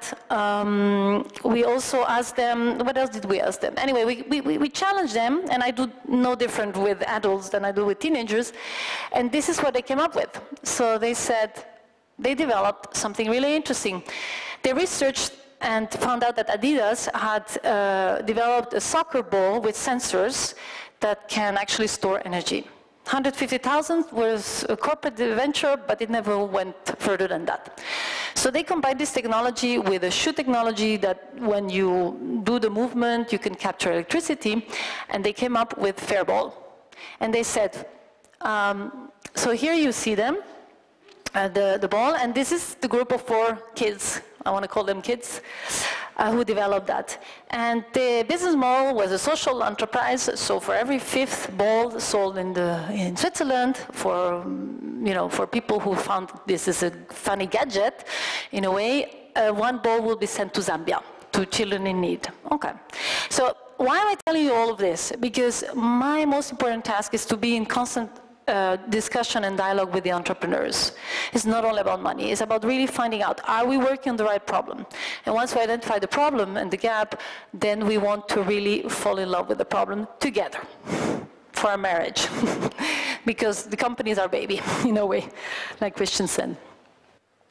So what I'm looking for as an investor is a partnership with entrepreneurs. Here you see a nice picture of Richard Branson and his daughter, Holly. And I very much like this picture because they're both very engaged in what they're doing. There is this inspiration that is bigger than the hurdle. And personally, I will tell you a little bit my laundry list of what I'm looking for. So there are investors of all types and shades. You have to find the one that is right for you. Look again for a problem worth solving, big enough. The market is big, the market is ripe. Market is also ripe for innovation. I invest only in things that have a technology or an innovation component. That's my choice. I want to see a promising technology solution. I write promising because it may change. So we cannot fall in love with the solution. We must fall in love with the problem first. I would like that together we can embrace the key risks with grace, so with certain level of emotional maturity, and that our fears, we convert our fears into something we can work on. Focus and speed. Speed, why? Because first of all, there are not a lot of resources in a startup, so you have to be very focused. And secondly, technology changes very fast, so you must have speed to adapt to any changes you see in the company or in the competitors or in the marketplace. Patient team players. I don't invest in individuals, I invest in a core team. So that's very typical for business angels. They will invest most likely when you have 2, 3 persons in the venture, a prototype, a vision, perhaps they're looking for the first clients. Also patient teams because we will make mistakes, both of us. So you need to be patient. Flexibility and fast learners. I have to learn a lot of things that I didn't think I would learn, but because I'm accompanying the entrepreneur, I have to learn, and the entrepreneur as well. Global business. I personally only invest in businesses that are not just Switzerland or DACH, the German-speaking countries, but that have a potential to develop globally. That's a choice. I think the effort is too big to restrict the market to Switzerland if we can go global. Exit. There's a lot of different emotions about exit. Exit means when you sell your company. There are a lot of entrepreneurs who are against having this conversation at the beginning because they say, listen, I haven't even registered this company and you're already talking to me about selling it. I said, yeah, but you know, it's a healthy exercise to do so. We can work on our vision, we can much better articulate what we think will happen, we can anticipate much better if we talk about the exit. Secondly, I as an investor need to have some liquidity from time to time, sell some companies so that I can continue investing. And third but not last, life changes. What if one of us gets sick, dies, changes plans? So exit is not necessarily just a greedy idea from investors, it's also something that can happen and be desirable either for the investors or the founders. Coaching is another thing. I have seen sometimes business plans that I like a lot. I like all these things that you saw above, the market, the technology and so on, but I found the entrepreneur uncoachable. I don't touch it. Maybe over time the relationship may change, but if I feel this, if I sense this, then I cannot be involved. So that means we have to be a little bit humble on both sides and we have to be able to learn from each other. too many entrepreneurs fall in love with their solution, and it's difficult to have a real conversation like that. Last but not least, again, falling in love, very important. Very important. If you don't fall in love, the ride is not going to be very long. Having said that, once I joined finally our investment company, I put the first one, PayCash, you see here. PayCash is a mobile payment system. It has a banking license based in Luxembourg. And I put it there. My name is nowhere. If you go to the website, my name is nowhere. But during 5 years, I accompanied my husband with building this company. And I did a lot. But you know, our names, also as women, are not always written everywhere. But I think it's important to say that we should also take into account the things where we do that are not unofficial, so to say. So I felt quite accompanying the birth of this company, and we sold it to Daimler exactly a year ago, to Daimler-Benz in Germany. So then finally I said, now I'm investing too. Okay, we played as a team. Now I'm with you. I joined the Swiss ICT Investor Club. I'll tell you a few things about it because you're founders, so you may be interested in that. I invested in a company that does online buying and selling of seafood. Travel software also company, Nezaza, based in Zurich. And last but not least, the example I was telling you earlier about the teenagers I work with are actually, it's an association, it's a non-for-profit organization called Ginger, gingercamp.com. So if you have children or young people around you who are eager entrepreneurs, please let them know that this exists so they can start shaping their entrepreneurial skills. So a word about SIGTIC, because some of you may be fundraising or looking for mentors. So SIGTIC is actually 150 plus group of business angels. We invest typically between 200,000 to 1.5 million francs per round, per company. We do this often together. We are focused really on companies that are scalable, that have this technology component, and are in the ICT space. That means software or hardware needs to be part of your company for us to accept your request to pitch. Well, maybe a few more words. I mean, for the investor, the interesting thing is that you can find co-investors. You can see the pipeline of deals. The companies that come to our platform are registered in Switzerland or have a very strong link to Switzerland. And for the startups, you can apply on our website to be in one of the pitching evenings, and the jury will select 8 companies that will be invited to pitch. We had about 15 events last year, and some more to come. And you do have also some legal sessions for free, and you do have also webinars, so there's a couple of educational elements as well. So a few things, anybody in FinTech here? Anybody starting something FinTech? Yeah? So we organized last year the first FinTech Investor Day in Switzerland, together with other business angel groups. And it's going to be taking place on the 15th of November, so that's something some of you may be interested. And if you're an investor, we do have some pitching dates in Zurich, Geneva, Lausanne, Ticino, Liechtenstein. Now, for those who might be interested to invest or start your investment journey, I'm on the board of SIGTIC, and I'm also trying to attract more women to become investors, because there's a great potential, and we should invite them. So I organized, for example, I'm going to tell you this.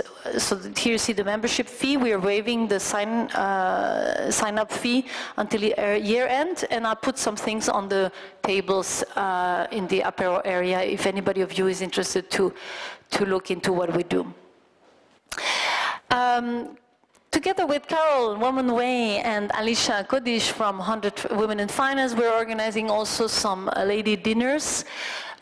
Ladies who are active investors or who want to become. So this is why it's a pretty small group that we gather for an exchange of experiences, to have really an open conversation about the projects they're working on.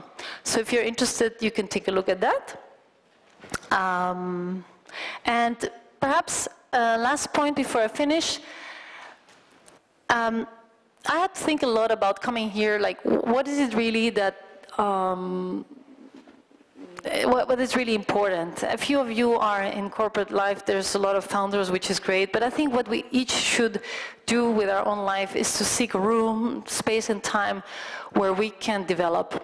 That's for sure. So I was a long time in corporate and I felt just like Christina explained, quite in a corset, and I think that's no good. So let's reflect on seeking room to build your own future. So you see this boat, you know, there's not a lot of resistance around. Of course there are dangers, but I would invite you all to bring up your dreams, to be founders, or to look for problems that we're solving, and engage with people like myself to sharpen and develop your ideas. So having said that, I'm happy to take any questions you may have.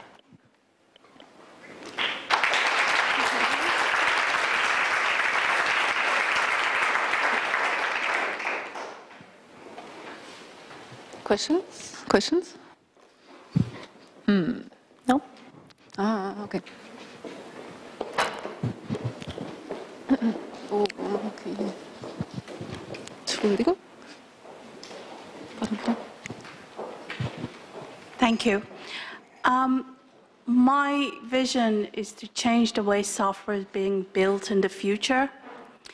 And when I look at a lot of investors and opportunities and grants, there's actually nothing that looks at pure technology. It's, you know, fintech, it's biotech, nanotech, but not just pure software technology. Is that truly a gap, or is that something that's seen that doesn't need improving? Can you tell me again, which, is it software you're looking into? Yeah, changing the way software is being built altogether. That interests us. There is no category for it. I've been looking for quite some time. It doesn't fall in any category. That shouldn't be a problem necessarily. Oh, good, thank you. I'll talk to you later. Okay.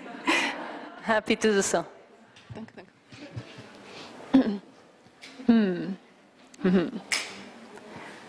Everybody ready for a break? Oh, here. Arriving. Hi, Nina. Thanks so much for this speech. As you were talking, I was thinking about the energy underneath a collaboration and a team and getting to know. How long do you usually know the person before you invest?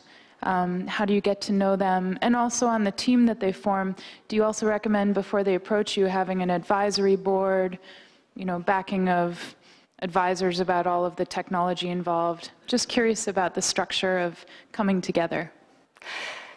So how long I've known the persons varies a lot. It's not only how long have I known them, but have I been able to really grasp what is it they're trying to do and have a sense of how the individual behaves, thinks, feels, and manages himself or herself first. I think that is the beginning. So one of the investments we did, I mean, the due diligence took only 2 months, which is extremely short in a way. But if you are able to advance relatively quickly and you have this good momentum to get to know the founders and the key people, then it can go relatively fast. But I think you should probably think, I mean, typically 4-6 months is more realistic as a, I mean, 2 to 6 months, I would say, for the early stages is more realistic. And regarding the advisory board, I mean, what is important is that at this stage you invest in people, because there's so many, so the people, how they are, is, you know, is more likely to be stable, and what the company will become is less stable. So I think it's very important that you as an investor look at the individuals, the founders, but also the advisors or the trusted people the entrepreneurs have around them. That's really important, because then you understand a little bit where this comes from, and do you want to be part of this group? Do you want to marry, yeah? So 10 years, as we said. I don't know if that answers your question. It does, and my name's Caitlin, so we'll keep in touch. Thank you. With pleasure. Thanks so much. Maybe a last question? Okay, I have one. What is actually the most interesting thing in fintech that you look at the moment? Or do you think that you find most interesting, maybe?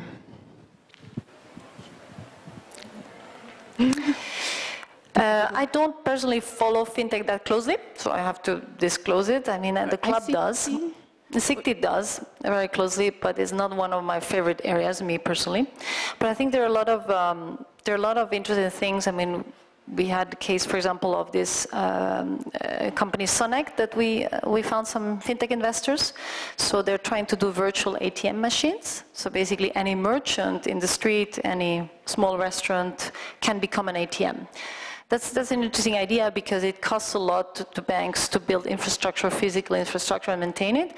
So I think there's some really nice businesses that are developing really niche businesses, not only online payment systems and big things like that, but I think authentication is one thing that is really important. Authentication, how you will authenticate people in the future, so that you have less fraud and less wrong identities. That's really also an interesting area, for example. Okay, thank you very much. Thank you. And please.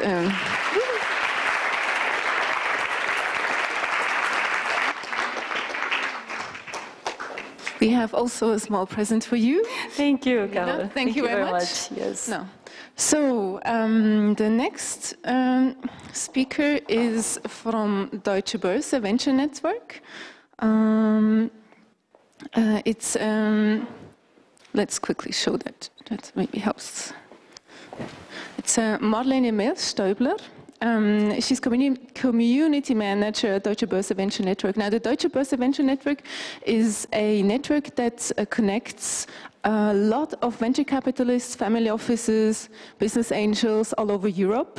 And so we thought it would be great to hear about what they're doing, how you can connect with them, and how you can maybe get funded through them. So give an applause to Marlene Mehlstäubler. Thank you. Great. Well, thank you for having me here. Good afternoon. My name is Marlene Mehlstäubler, and I'm the head of the community management for the Deutsche Börse Venture Network. I've been with the Deutsche Börse since the beginning of the Venture Network, which is now about 2.5 years ago. And my main role is the startup and the investor community, which entails events, partnerships, and generally just catering to the needs of the startups and the investors that are part of our network. Although I'm not a founder in that sense, but my day-to-day business does deal with founders and what are their basic needs, what are they looking for, and what are their day-to-day challenges that they're facing. So before I get started, I would just like to give you kind of a brief overview what the Deutsche Börse Group actually does and why there is the Deutsche Börse Venture Network. So the Deutsche Börse is it's not just a classical marketplace. It's a market data provider, it's a technology provider, for example, for different stock exchanges like the SIX Swiss exchange. And the Deutsche Börse Venture Network just kind of fits at the very beginning of that value chain. The Deutsche Börse Venture Network is part of the pre-IPO and capital market department, which falls under the cash market segment in the Deutsche Börse. It's the leading cash market in Europe and offers companies, brokers, and investors access to the German and international capital markets. It operates indices, probably the most famous is the DAX, and it's the reference market for German securities. One other important thing I always like to point out that the only female executive that is part of the Deutsche Börse executive board actually heads this department. Globally, the Deutsche Börse operates in 9 locations worldwide and 18 locations in Europe. And that's why it is important, or it was important, for the Deutsche Börse Venture Network to set up on a global scale. So coming to the Deutsche Börse Venture Network. It all started back in 2014 at a political roundtable where the Federal Minister of Economic Affairs and a bunch of other politicians decided, well, there's a lack when it comes to pre-IPO financing, not only in Germany, but in Europe. We've seen over the last couple of years, there have been less IPOs, especially with companies. The German Mittelstand companies are staying private a lot longer and do not think of an IPO as an exit strategy or a source of financing. And why is that?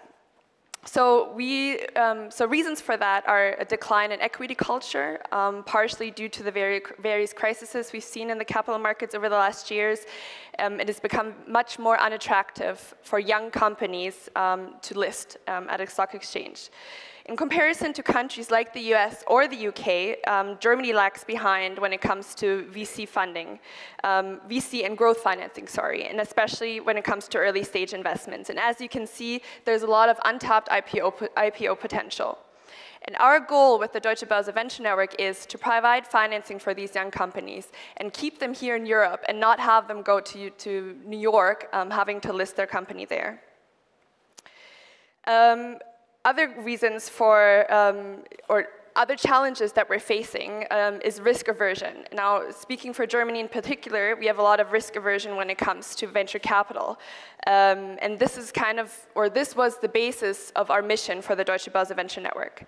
We still have a high bureaucratic and regulatory requirements, especially in Germany when like the BaFin or the government, and it makes it much more complex for founders to fund a company, especially when you compare it to the US and the UK.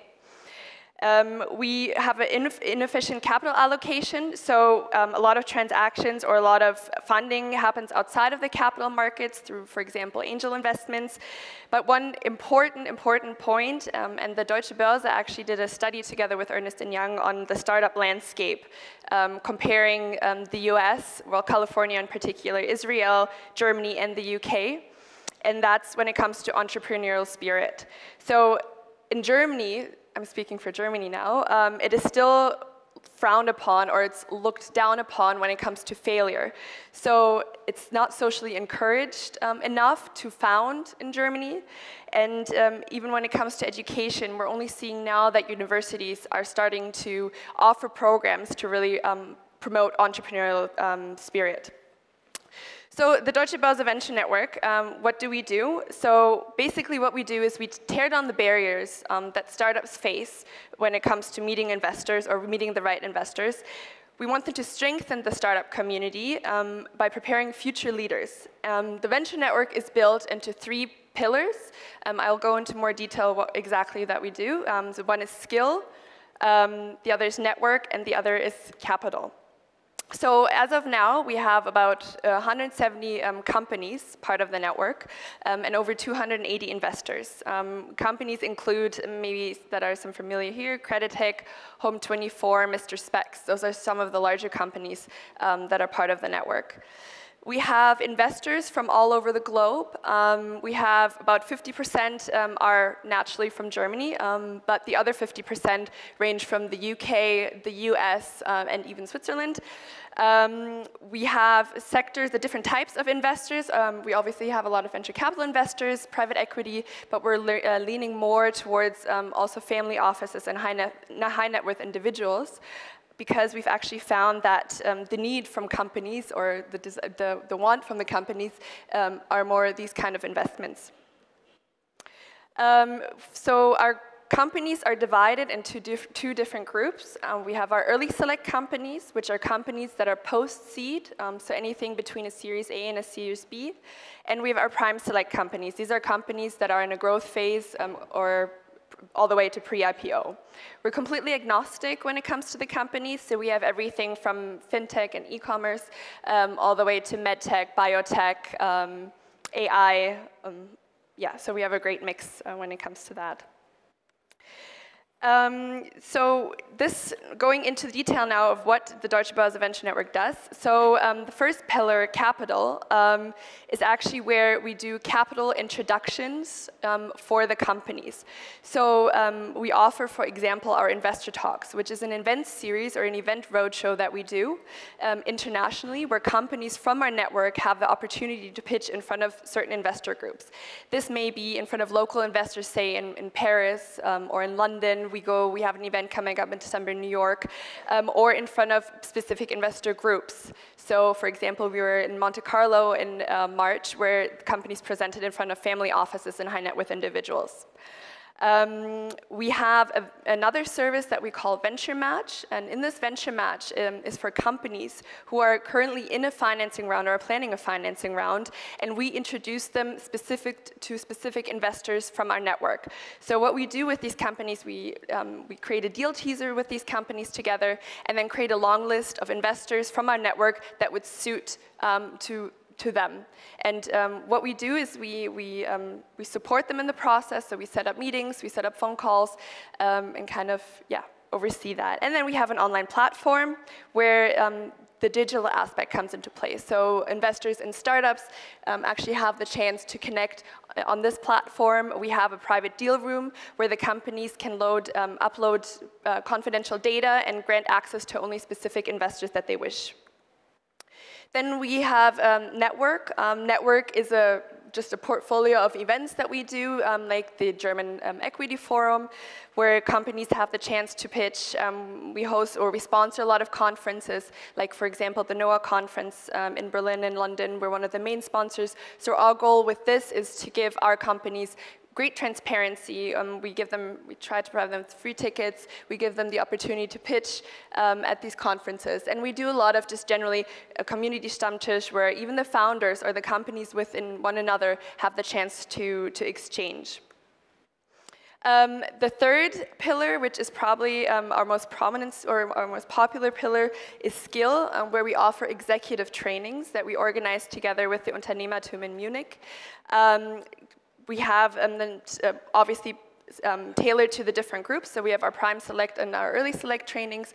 Prime Select trainings will cover topics such as managing growth, financing growth, or capital market readiness. And this, again, is just to kind of bring the whole idea of a capital market closer to the companies and just kind of bring across the message that don't be scared of the capital market, don't be scared of an IPO. And then for the early stage companies, we obviously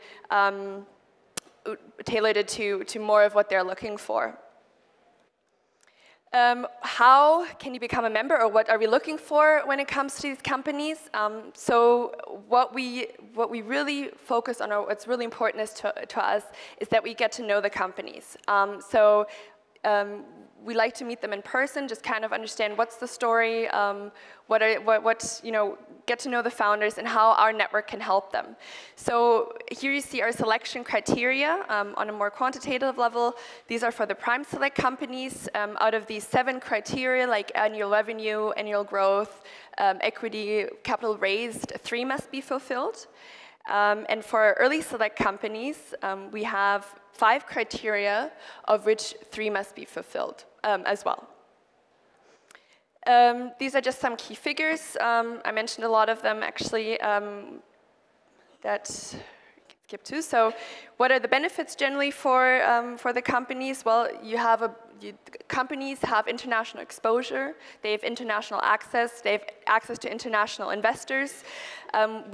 We offer targeted matching, so you don't waste time looking for the right investors. And what are the benefits for the investors? You have efficient investment opportunities that we offer to you. So these deal teasers in the Venture Match, for example, that we create, we mail to the investor. So the investor doesn't have to do anything, just sign up, and they receive the deal opportunities directly from us. So what else is the Deutsche Börse doing? We have 3 other initiatives that contribute to the startup ecosystem. One is the FinTech Hub. We have DB1 Ventures and Scale. So talking a little bit about the FinTech Hub. The FinTech Hub is an office space in the heart of Frankfurt, which was launched just last year in April. The thought behind that was as well to strengthen Frankfurt as a fintech startup hub within Germany and within Europe. So it was actually quite astonishing for the Deutsche Börse, because we were able to pull this off within 2 months, which is working for a corporate, is very fast. And so we have 450 square meters of office space, fully equipped offices. We have 5 individual offices, and we offer a co-working space, where at the moment we have 4 startups that moved, especially to Frankfurt, to move into this hub. We don't charge rent, so the companies live rent-free in the hub. What we do as a Deutsche Börse Venture Network, we also have an office in this hub, is we offer them our network. We give them the network of the Deutsche Börse Venture Network, as well as the Deutsche Börse Group network. We do workshops with them. We host events in this hub. So it's really a great event space, not only for the startups themselves to get connected, but also for us as the Deutsche Börse to come closer to these startups. Then we have DB1 Ventures, which is the corporate venture arm of Deutsche Börse. This venture arm focuses on fintech investments from early to growth phase. And what is important, it has to, or focus is that it aligns with the Deutsche Börse Group strategy. If you'd like more information about that, I can definitely put you in touch with one of my colleagues. And these are just some portfolio companies that the Deutsche Börse has invested in so far. And moving now to Scale. Scale is a new listing segment that was launched in March of this year, and it replaced the entry standard of the Deutsche Börse. It's a dedicated exit channel and tailored to the needs of SMEs. It completes the value chain from the venture network. So obviously, our goal is that in the future, our venture network companies make it to an IPO. We have had actually 4 success stories thus far. So we've had 1 company, the Naga Group, which listed in Scale, and we have 3 other companies from the venture network that did an IPO. One of them is Delivery Hero, and the other is HelloFresh, which just listed last week. The criteria for, just to explain it a little bit. So the package of Scale, it's a full-on package for these SMEs, and it includes capital market partners, which are partners that assist during and after the process of entering the capital market. Then we have research reports, which are issued by the Deutsche Börse, but done by partners of the Deutsche Börse, and it improves the visibility and comparability of the companies. And we have direct place, which increases the placement reach for the companies to retail investors, family offices, or asset managers. These are the criteria or the process on how you list in Scale. I'm not going to go through detail of what is needed, but if you're interested, you can check out the website or just come talk to me or my colleague afterwards. We'll be happy to answer some questions about that.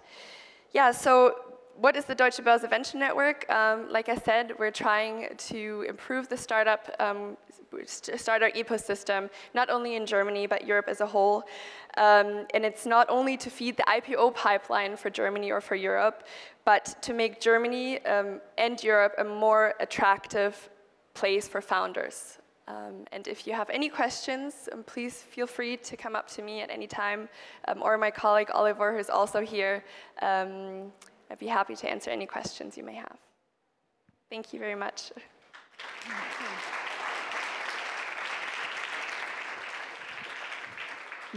Now, maybe we have some questions from the audience. Yeah, okay.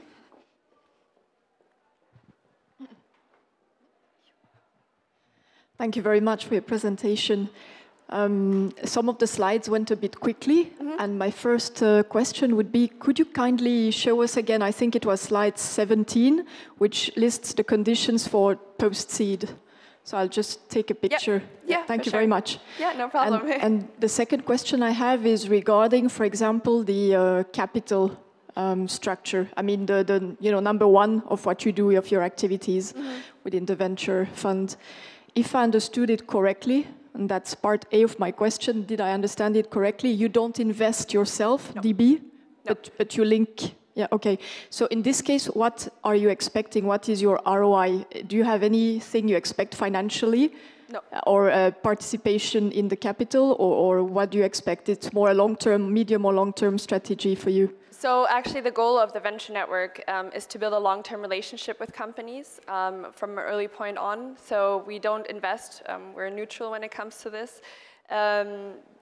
There is, I have to say, there's a small membership fee that companies have to pay, but it's not, we don't earn money with that. It's just to kind of cover a little bit of the costs. No, so the intention is really just to build a long-term relationship with the companies. Thank you. Thank you. More volunteers? Okay. I just wanted to say a few words because I think it's actually a great initiative, specifically if you look to also go a bit bigger than just Switzerland, and if you would like to relate also to investors from outside of Switzerland. And because one of the things is sometimes I think we don't have enough also domestic investors who are really risk-taking. With the exception of Christian, obviously. But I'm always thinking it's a good thing if you can also speak to investors from outside of Switzerland, because if you want to really grow, then you have to also look there. And obviously, if you plan for an IPO, they're going to stay a bit, so you can speak to them later on. So thank you very much, Marlene. Thank you very much. Always organized. Thank you. Thank you. Thank you. Okay, so we have the last presentation for this afternoon is from Nancy Govinder. I'll quickly show that. She is the head coach of the Commission for Technology and Innovation of the Swiss Confederation, if I pronounced that correctly. And CTI is actually also supporting the Female Founders Summit. So we're very happy that they agreed to come here and also speak about what they do for the Startup Place Switzerland. And yeah, so I'll just put up your slides and then the stage is yours. Please welcome Nancy Govinder.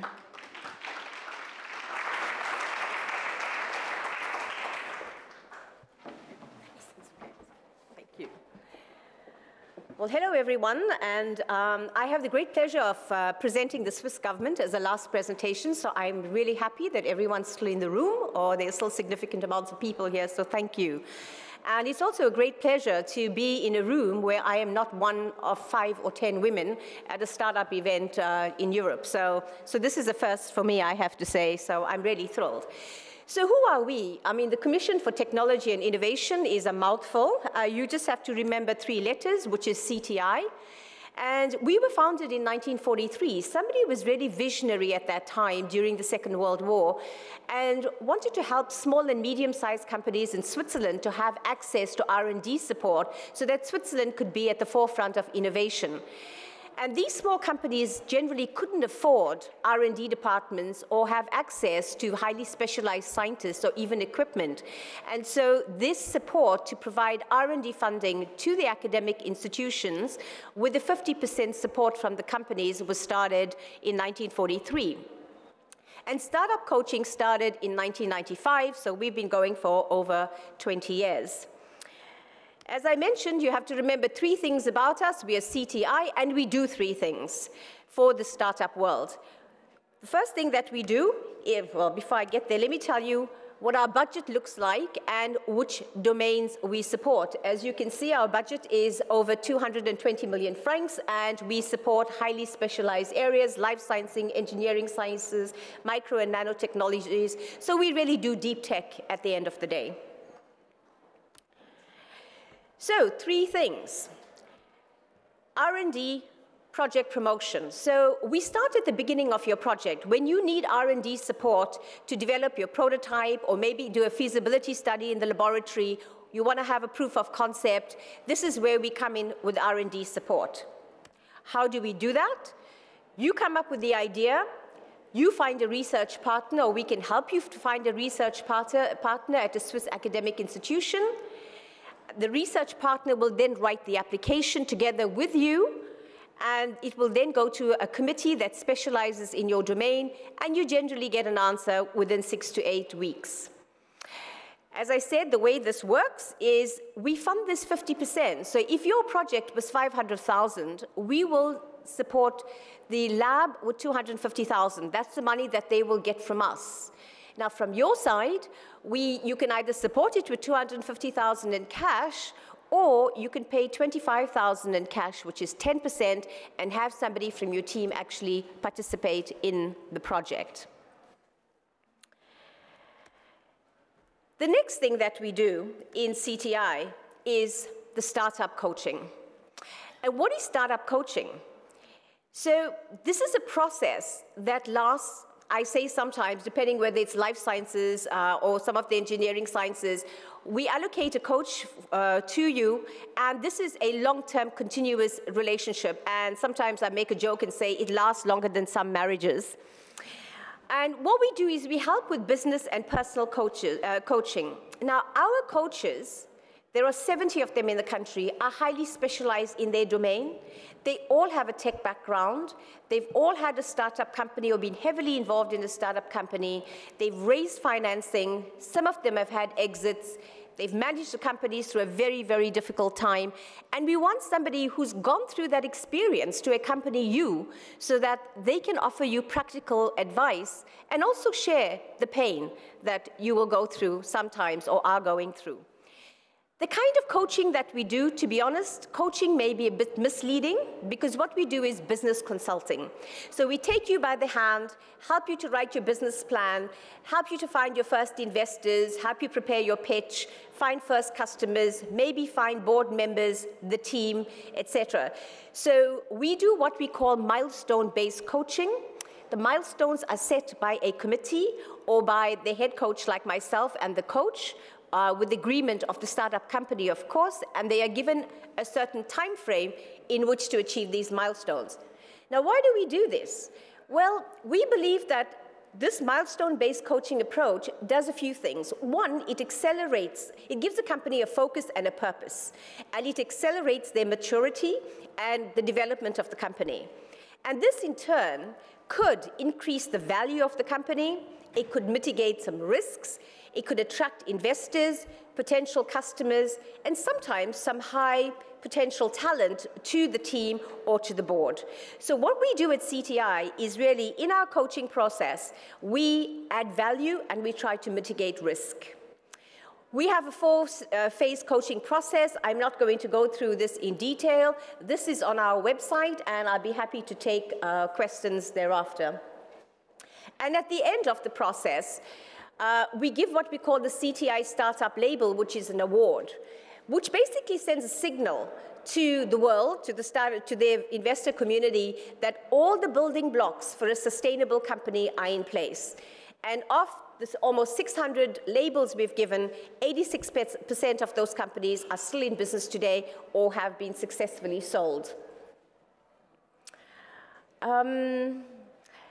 Just another statistic, we have about 250 applications every year, and we have about 300 companies in our system. And we give 25 labels a year. So we have quite a lot of rigor in our process. And before the label, we have due diligence done by experts in IP, intellectual property, in financial planning, and also in the technology, where technology experts will come and assess the robustness and the complexity and the safety of the technology and the performance, of course. Now, what are the criteria to join us? Well, the company needs to be based in Switzerland. The business idea needs to be quite innovative. We are not here to be the Booking.com of or the Nespresso of. We really needed to be innovative. It needs to be scalable with really high growth potential. We're looking at a market potential of 50 million Swiss francs and a revenue potential of 5 million francs 3 to 5 years after commercialization. Where possible, we would like you to build a portfolio of IP assets. Some of our startups in the ICT domain, for example, decide to keep these as a trade secret, as it's common practice there, which is absolutely fine. And what we really need is a motivated team. We tend not to coach individuals, we coach companies. So it's important to come with at least 2 people when you apply for our coaching support. And I'd also like to mention that we are actually running quite a big diversity drive, diversity in terms of culture, in terms of gender, and especially for the gender agenda, we have huge initiatives to encourage female high-tech entrepreneurs to join our program. So, as I said, the coaching team is highly specialized, and they have deep entrepreneurial, generally experience. However, we are all not experts in every field, and so they are complemented by lawyers, by sales experts, by intellectual property lawyers, etc., to basically add more value and richness to our coaching program. So I'm the head coach for the French-speaking part of Switzerland, and I manage 20 coaches and support them and monitor about 80 companies in the region. And I have 2 colleagues who do that in central and eastern Switzerland. And finally, and this was mentioned by Deutsche Börse as well, what we provide is training modules. We found that a lot of the entrepreneurs come straight out of university with a very tech background. And we say, write a business plan, and we get a blank look. So we decided that we were going to support our entrepreneur community or startups with business coaching courses. And the first one is called Business Idea and Business Concept, and these are for people that are still in academia. They can be professors, students, undergrads, postgrads, and these are really tailored at university. Now, whether you bring your idea to commercialization, we'd love you to do that, but it's not that important. We really want these people to learn what it's like to be an entrepreneur, what is a business model, what is a value proposition, what is customer acquisition cost, etc. For the slightly more advanced startup companies, we do business creation and business development courses as well. These are typically 5 days, and they cost 300 Swiss francs. And by the way, you don't have to be part of our program to apply for these courses. So go to CTI Startup Entrepreneurship. Next year, it will be in vertical, so we're going to have courses for people in the ICT domain, for people in life sciences, people in engineering sciences, for example, renewable energy and impact investing. So I highly recommend you go and look at this website. The other thing that we do, we realize that Switzerland is a small market and a small country, so we help our companies to internationalize. And we have 2 programs that we work with Swissnex in various countries. One is called Market Validation, where we pay the companies to spend up to 3 months in the country and to really meet with potential customers, legislators, distributors, suppliers, manufacturers, to really understand the market need and the market dynamics. And we help to prepare you for that. And once you've done the market validation camp, we then prepare you for the market entry, where you would like to actually set up a legal entity or sign some major contracts with commercial partners in those countries. So we have them in the US, in the UK, Asia, and the latest one in Brazil. So last year, as Christian mentioned, for just the deals that we know, our startup companies raised close to 1 billion Swiss francs. I'd say about more than 80% of them were supported or are being supported by CTI Startup. We have a pretty good track record, and we've had some really, really good exits, and Christina with KNIP was also in the CTI Startup program. Oh yes, it's right here at the bottom.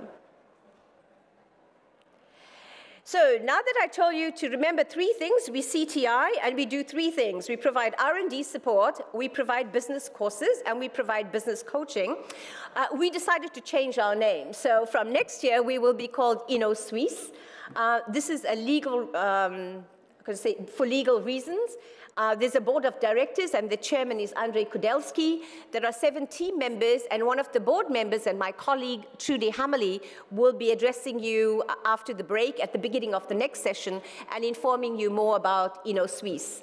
So the takeoff is set for the 1st of January 2018, and whether we are InnoSuisse or CTI, we are here for you. So please approach us, and we are here to help you take your ideas to commercialization and make the Swiss economy extremely or even more dynamic. Thank you very much.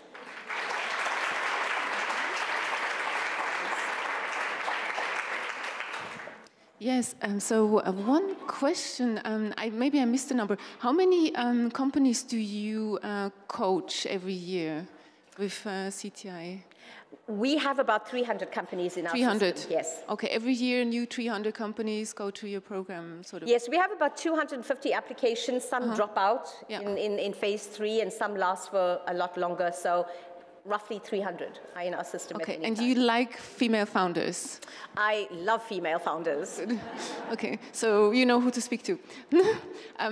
Now, questions from your side, maybe? Yep. Oh.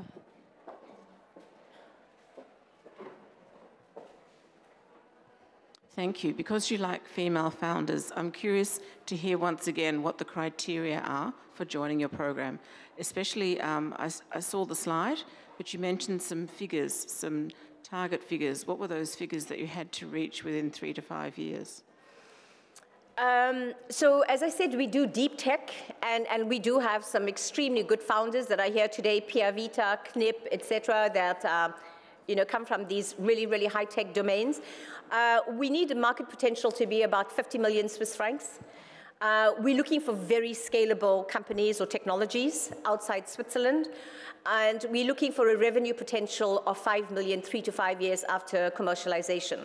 Now, obviously, in our domains like life sciences, they don't get there because they tend to exit before they make any revenues, but that's generally our criteria. Mm-hmm. More questions? No? Okay, in any case, you're still here, so we can speak to you. Mm-hmm. Thank you very much. Thank you to Nancy. Thank you.